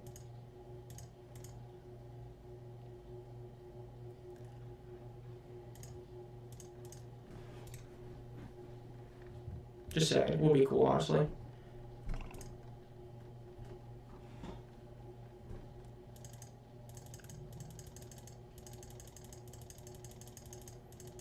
There we go, fixing the camera. One step at a time, ladies and gentlemen. Yeah, this was not cool, but everything I fixed is good.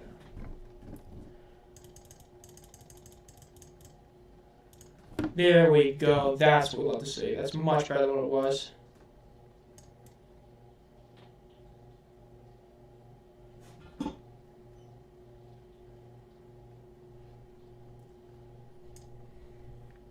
There we go. Okay, lighting is a bit messed up. Overall works. Fix the issue. The camera not wanting to cooperate, except for the light being in the way. But again, I'll try to fix that later. I thought Trump owned the 2020 Nah, he owned the original USFL, the original 1980s edition. For all their problems, had not the USFL, Trump might have survived. Yeah, they definitely could have. I mean, at the end of the day, you had teams that were successful, bandits especially. They were really successful. And so there were teams that definitely could have lasted if it wasn't for moving to the fall, which was done by Trump. If they don't move to the fall, who knows? Oh yeah, his end goal was to basically cheap his way into the NFL. He didn't want to buy an NFL team. He wanted to buy a USFL team and then go to the NFL. That was for sure his goal.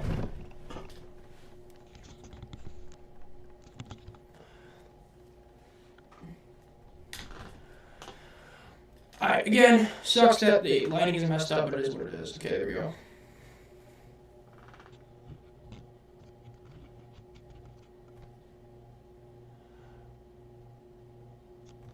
Why did they move to the fall? I answer that in a second.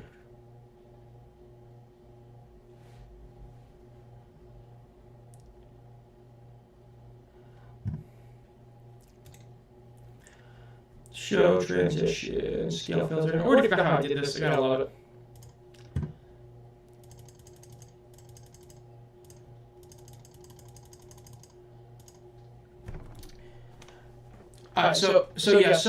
No, what essentially happened is Trump bought his way into the original USFL by buying the Generals because their owners spent way too much money and basically went broke.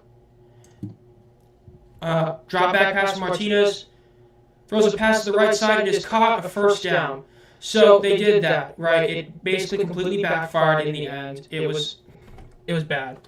And then he was able to talk many other people into believing that moving to the fall would fix everything they had wrong because a bunch of owners were losing money. And then at that point, he was like, let's, move to the fall. It'll solve everything. Didn't work.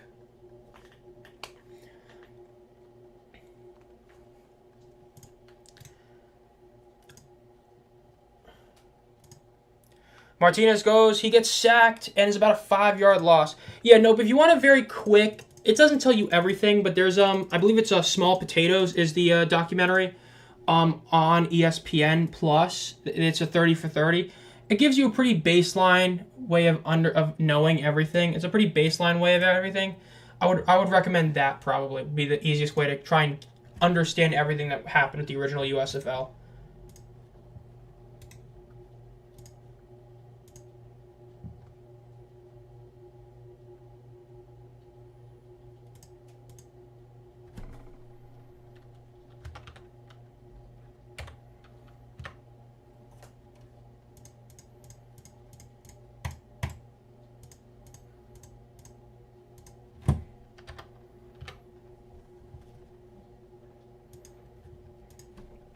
There we go.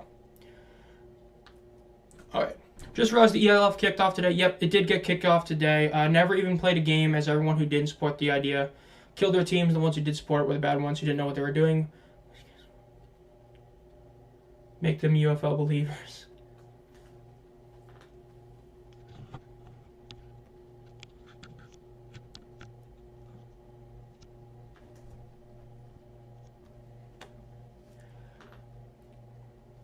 All right, pass down to the deep right sideline. It is incomplete, 3rd and 4. This is a very big decision for them to make right here.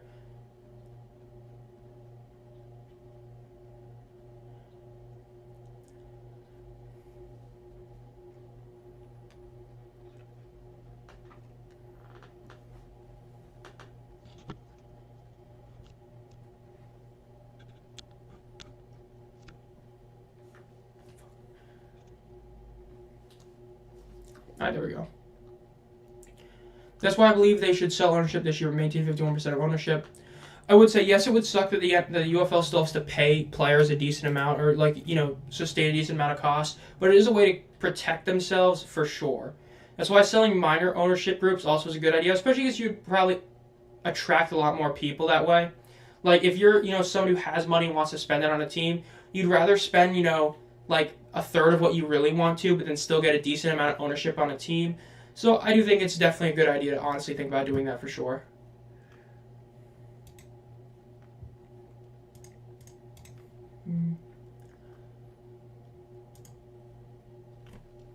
Are they paying the players? If you get an owner, naturally an owner pays everything for that specific team. So if you get a part owner, in theory, they'd be paying about the percentage that, if you 33% owner, you're probably paying 33% of a player's salary. Is the easiest way to view it.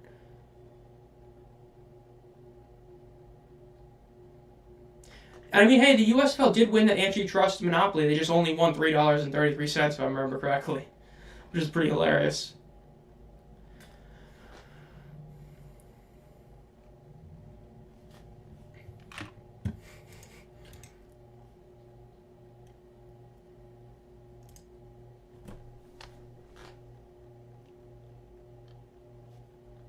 At 2nd and 10 for the Brahmas again. This is a big play.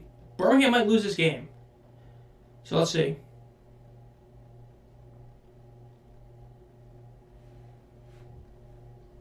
At 2nd and 10. Ooh, nice rush right there. It's about a 6-yard gain right there. It's a pretty big play for them.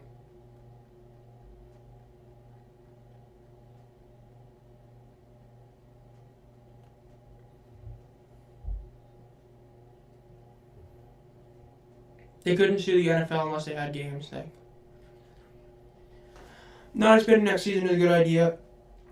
Yeah, I think that as long as they commit to a 2026 season earlier, that's definitely a good idea. Give fans, a lot of hope and optimism for later on. That definitely is what I would say.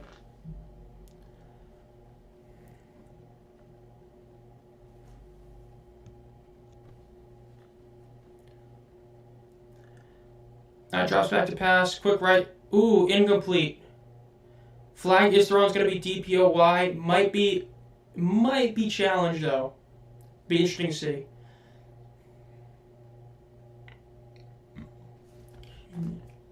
Yeah, they are calling it pass interference on the defense on the field. Let's see if it stays there.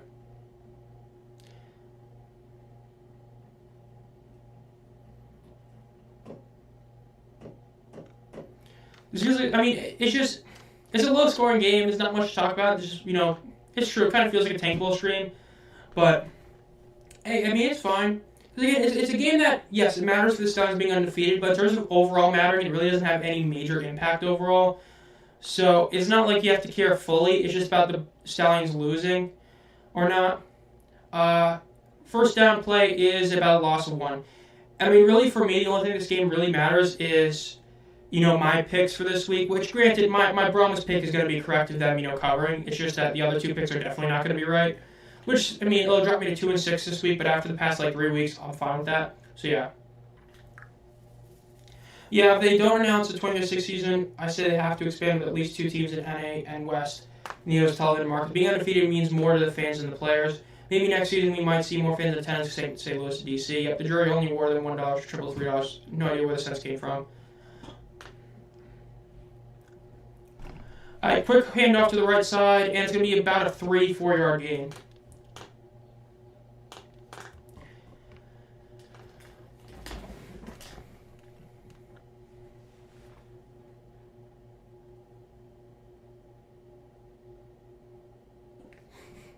I'll fix it next time.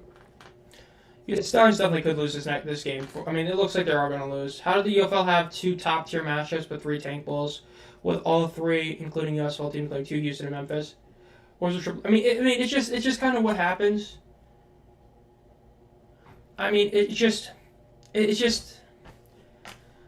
Houston's offense is just so pitiful. Memphis's team is just pitiful, and Arlington just can't win close games. So it's just kind of what ends up happening. Yeah, I mean, the Stallions have had this happen a lot, but not like this. This is one of those where it's like, I mean, with DC, they were basically like within 3 points the whole game.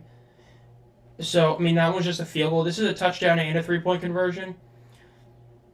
But, I mean, we'll see. If Birmingham pulls this off, this will be the most impressive win in the season in that regard, but we'll see.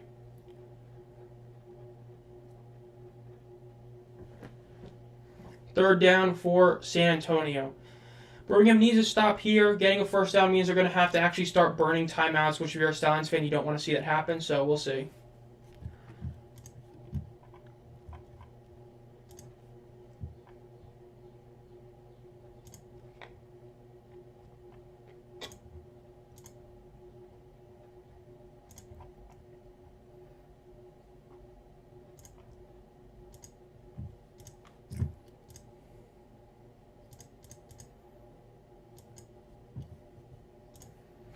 There's a flag on the field currently. If the Roughnecks relocate, Houston fans still have the Texans. It's not going to miss anything if they do relocate. I see Oklahoma. If the Brahmas win the division, does that mean the XFL Championship's in San Antonio? Yes, it does. The XFL Championship game is still undecided on where it is. Well, not this game. Next week is what matters. If whoever wins next week's game between the Brahmas and the Battlehawks, they get home field advantage in the XFL Championship game. This game has no impact. Next week's game, whoever wins gets home field advantage in the XFL Championship game.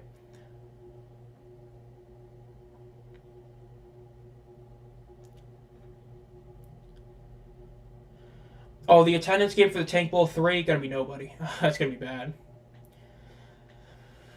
Oklahoma, yeah, I mean, it's just... Yeah, if any team relocates, it's gonna be Houston, I think for sure. At 4th and 19, the Brahmas are gonna have to punt the ball. This is Stallions' go time. Will they get the touchdown? Will they get the TD and then fail the 3-point conversion? Though if they do fail, they still have the 4th and 12 option. We'll see.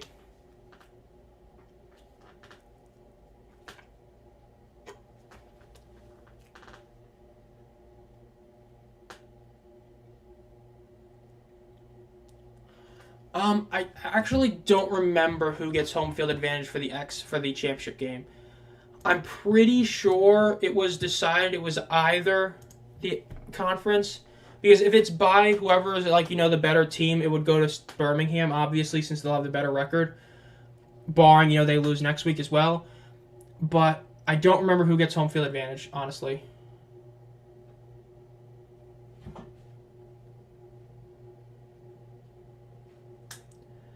Oklahoma Outlaws W right there. No, the full championship is in St. Louis. Last year was in San Antonio, if I'm not mistaken. This year it's in St. Louis. Even if Michigan ends being first in the USL Conference, pulling Birmingham. Yeah, but we talked about it earlier. Technically speaking, for Michigan to get the 1 seed, they'd have to win out, have Birmingham lose out, and have some stupid point differential. That's what they'd have to have,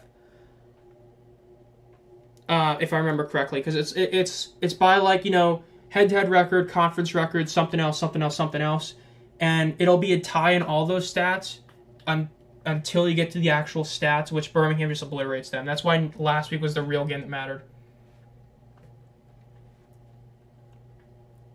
Yeah, St. Louis gets that massive home field advantage if they make it to the championship game. But in terms of being the home team, I still don't remember how that works. I know they said it. I saw it somewhere. I can't remember, but yeah.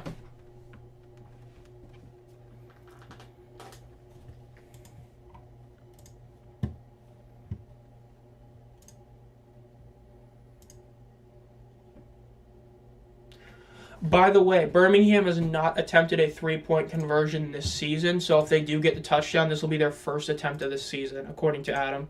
So, that's a big deal. Yeah, that game's going to have great attendance, even if the Battlehawks aren't there. But if they are there, it's going to be fun. If the Battlehawks are in that game, it's going to be a massive crowd. Definitely going to be the highest crowd of the season for sure, by a country mile. Hell, even the playoff game's probably going to be the best of the season. That game might have 40K. It'll be interesting to see for sure.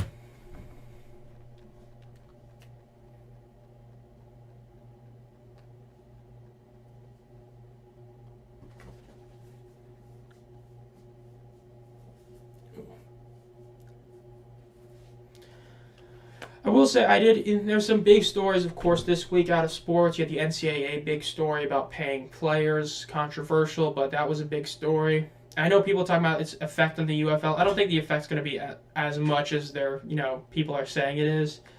So, yeah. Yeah, choosing St. Louis was a good idea for sure. I mean, that's the one market that even if the Battlehawks aren't there, it's going to be a good market. Like, yes, I and a lot of people really loved having the championship game at Tom Benson Stadium. At the end of the day, one of them doesn't hold 20K. The other one has over 40K seats. And that is not even actually full capacity. It's just, from what we've seen. Oh, so yeah. Well, I mean, hey, if the Panthers make it, I'll be there. So, yeah. If the Battlehawks make it to the championship, they will open up more seats. Oh, for sure. If the Battlehawks make it, they're going to have over probably 50K. All right. Let's see what the Stallions do. 1:55. Bomb of a punt. Huge punt. The Stallions are going to get the ball at like the 23. That's a massive punt right there. If Brad Wing is an all XFL player or all UFL player this year, it's that punt. And only that punt. That was massive right there. That is a crazy punt we just saw from them.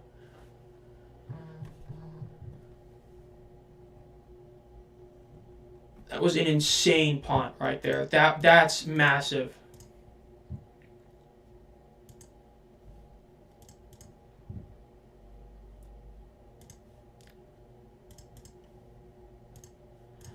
Minute 50 left. Birmingham has to go about 76 yards downfield. Let's see what they do. Quick pass by Martinez. First down about the 40-yard line. What are your thoughts on the UFL Championship Trophy? Do you like it or prefer the USFL Trophy? It's better than both leagues' previous trophies because the USFL Trophy was just a carbon copy of the Lombardi, basically. And the XFLs, I agree with the joke. It looks like a shop class trophy. But this one is better than both, but still not insane. Birmingham drops back, or Martinez drops back, throws it past the deep right. Miscommunication. That very well could have been caught. But just something didn't work there. 2nd and 10. Yeah, the XFL trophy did not look good. It really didn't. It was like 3 different trophies in one, but the USFL trophy was just so basic. I do think this one is better than both, but still could be better, but definitely better than both. Yeah, I agree. It's just something else from what they did. I mean, I like the idea of putting a football in the middle of it. It's just something simple. It's just... All right, 2nd and 10, Martinez. Little bit of motion in the backfield. Martinez drops back. Ooh, he just barely avoids a sack. He avoids another sack, and he gets out by himself about a 15-yard rush. First down. I have no idea if they're using the trophies. I would hope they are, but I doubt they are. Another cost-cutting maneuver probably, but we'll see. Maybe they are, but we'll see. I mean, they could do it where it's like, like the OG USFL trophy or like the Stanley Cup where it's, each team gets it for when they are champions, so maybe they do. We'll see. That would be cool if they did. Martinez in 5 wide, by himself in the backfield, gets the snap, drops back. There's multiple flags. Could just weld him. That'd be hilarious. That actually would be pretty funny. Sounded like there's gonna be offsides on the defense, or it might be false start. Yeah, it's false start. They're moving back. False start in the offense, 5-yard loss. This is so much like the DC game. Everything Birmingham is doing is to lose this game, and yet they're still probably going to win. Maple Leafs. The Dwayne. No, we don't. No, the Dwayne Johnson Trophy of Opportunity. I still can't believe someone suggested that. That's so crazy. I still love it. It's hilarious, but no.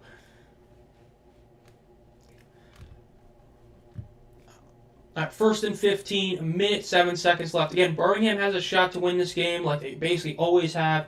It's just like DC again. I mean, it's like how DC had everything handed to them, and then Birmingham still won it. But let's see. Again, they're using a lot of time that could be used for their field goal opportunity on a 4th and 12 play. That's a big thing. Could just use a big rock. Lol. So again, remember, they could do they could go for the 4th and 12 if they were to fail the 3-point conversion. But they still need time to get into field goal range with that. So they need to score quickly in regards to that. So we'll see. Remember, we have not seen an overtime game at all this year yet. This very well could be the first OT game of the season, which would be very fun to see. Martinez drops back to pass. He runs away, does not get sacked again. He should throw it out of bounds. He does throw it out of bounds. Good play right there. They did lose a decent amount of time. It is going to be 2nd and 15, but that could have been way worse if he had gotten sacked there.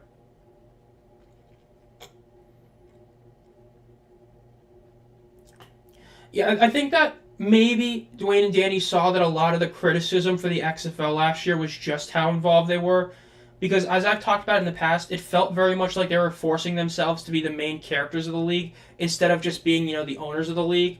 If they're there once in a while, that's what they should be. It shouldn't be that they're the guys or the guy and girl, which is good. Martinez drops back, quick pass to the right, out of bounds, about like a 6-yard gain. So yes, I do think it's a good thing we're not seeing as much Dwayne and Danny. They should not be the focus on the league. The focus is on the players, the coaches, and all that. That's what we love to see. Now, should they be there at the championship game? Of course. But should they be here at every single game promoting, their Dwayne The Rock Johnson tequila? No. Should they have a D. Johnson 56 jersey? No. Or 54 jersey? No. 53, 55 is one of them. I can't remember. Crowd's getting riled up. 3rd and 8. Big news. Martinez drops back to pass. Quick pass in the middle. Another beautiful pass to Jay Sternberger. It's going to be about a 15... No, it's going to be about like almost a 20-yard gain right there.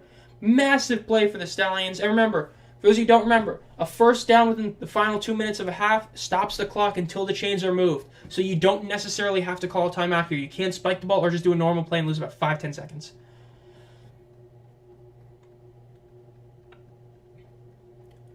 All right, let's see. By himself in the backfield again. Martinez drops back to pass. Throws quick left. Caught. Ooh, about a 6-yard gain. Or no, about a 4 or 5-yard gain. But it's inbounds. They're going to have to do this quick. They're calling a timeout. 33 seconds left.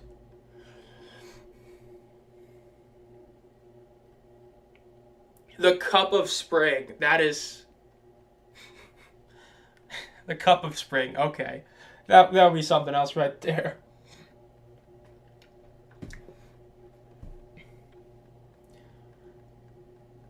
All right. 2nd and 5 for Birmingham. 33 seconds left.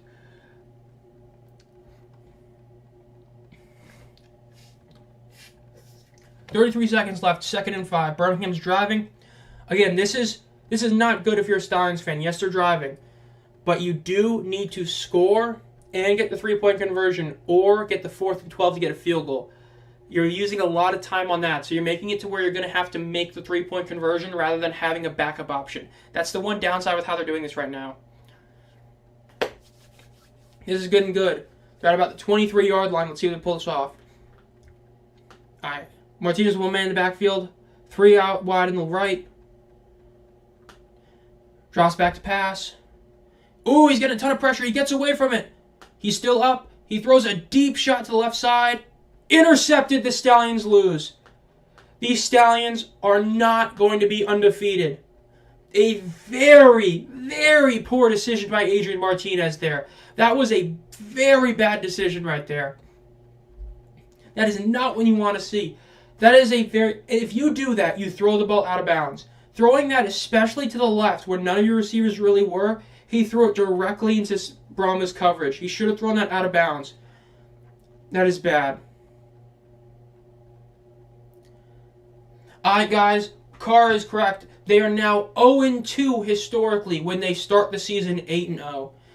We have seen 2 upsets today. Now, what does that mean for tomorrow? We'll see. This is a very big deal. Again, that was a bad throw. He was down to the 40-yard line after evading all those sacks. And so instead of throwing it out of bounds, just losing time, he decides to go for it all. Did not work. That is a bad throw, bad decision, INT. Still isn't going to affect his MVP race. He still pretty much has that locked. But that was a very bad decision by Martinez. Yeah, didn't you say your boy said he was going to do double or nothing? Yes, the Brahmas do win. That was a very, very, very poor decision. A very low-scoring game, but yeah.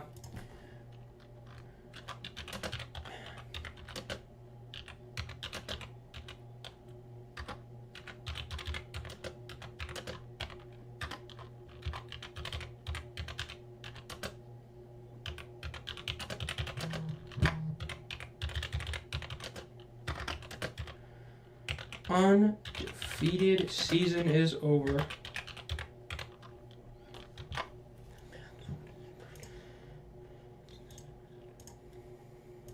There's a flag, doesn't really matter.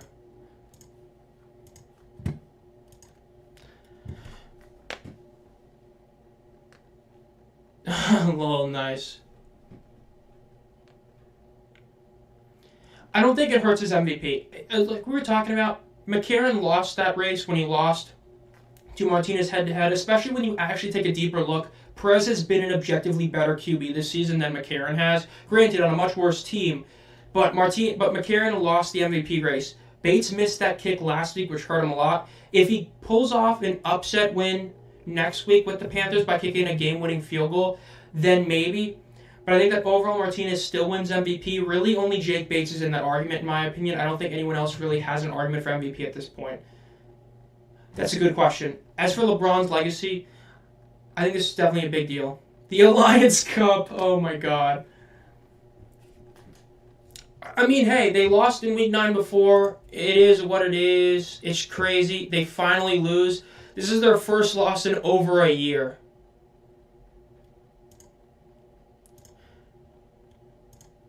Yeah, State of Stallions is right. That is true. They could have challenged something. I mean, just for the hell of it.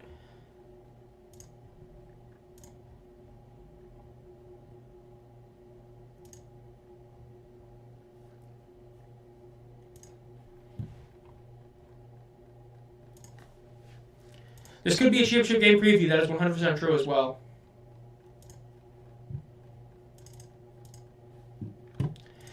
Alright, we'll time to repost this one again. A 2-4, a 2-6 start.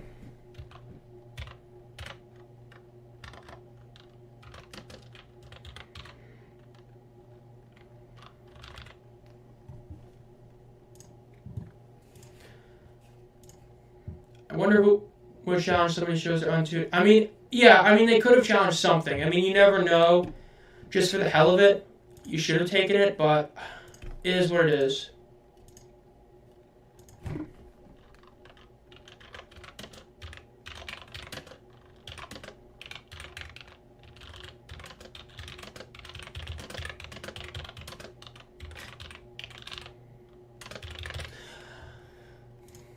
This is a big deal. I mean, this is definitely a very big deal that they finally lost. So yeah, now currently the Brahmas are number 1 in the XFL conference, but again, next week is the game that matters. I will say for my picks, I'll at least take the fact that I've now 2-0 in the spread for this week, but yeah, as a show, it's fan true. The Brahmas are jumping up to 1. They're probably going to jump up to 2 in my rankings, 2 or 3. It all depends on how the Panthers do. If the Panthers obliterate Houston, probably 2. If not, they're going to go to 2. I'm just not going to put them above the Stallions for the sole reason that it was a very close win at home. Just like when I did the Brahmas DC game, right? When DC beat San Antonio, I didn't put DC above San Antonio because it's like you barely beat them and you were at home. So it's going to be the same thing. I'm going to move the Brahmas up. They will move up. It's just how high, I don't know. But they won't be above the Stallions just because the Stallions barely lost on the road. You know what I mean? I can't do that. But I mean, yeah, this was an insane ending for sure. And with that, I mean, the game is over. So Again, if you haven't already, make sure to like the stream and subscribe to the channel. If you haven't, do at least 4 videos a week during the season. Going to have playoff picks coming out, after next week when we finally know the home game and all that. So it's a very big deal. The Brahmas did sweep the USL Conference. That is a big deal. And the USFL Conference is now down 1 game to the XFL Conference. So that's a very big thing for sure. The Stallions did not play like normal either. Again, if you've been a fan of the channel for a while, think about becoming a channel member. A bunch of stuff you get, including exclusive emojis, as little as $1 a month. You can join the stream, just add exclusive videos, yada yada. And again, next week, I will be streaming. No idea what game. Probably the Tank Bowl, maybe not. But we'll see. Again, we have 2 games tomorrow. Well, 1 game really when you count that, the broadcast it is. Most of you guys will be getting the Panthers Roughnecks. People like me are sadly getting these Showboats Defenders game. So be on the lookout for those games tomorrow. I don't know what video I'll do on Monday. It'll be something. And of course, normal videos like that next week. And as always, guys, make sure you all have a great night. I'll see you guys next time.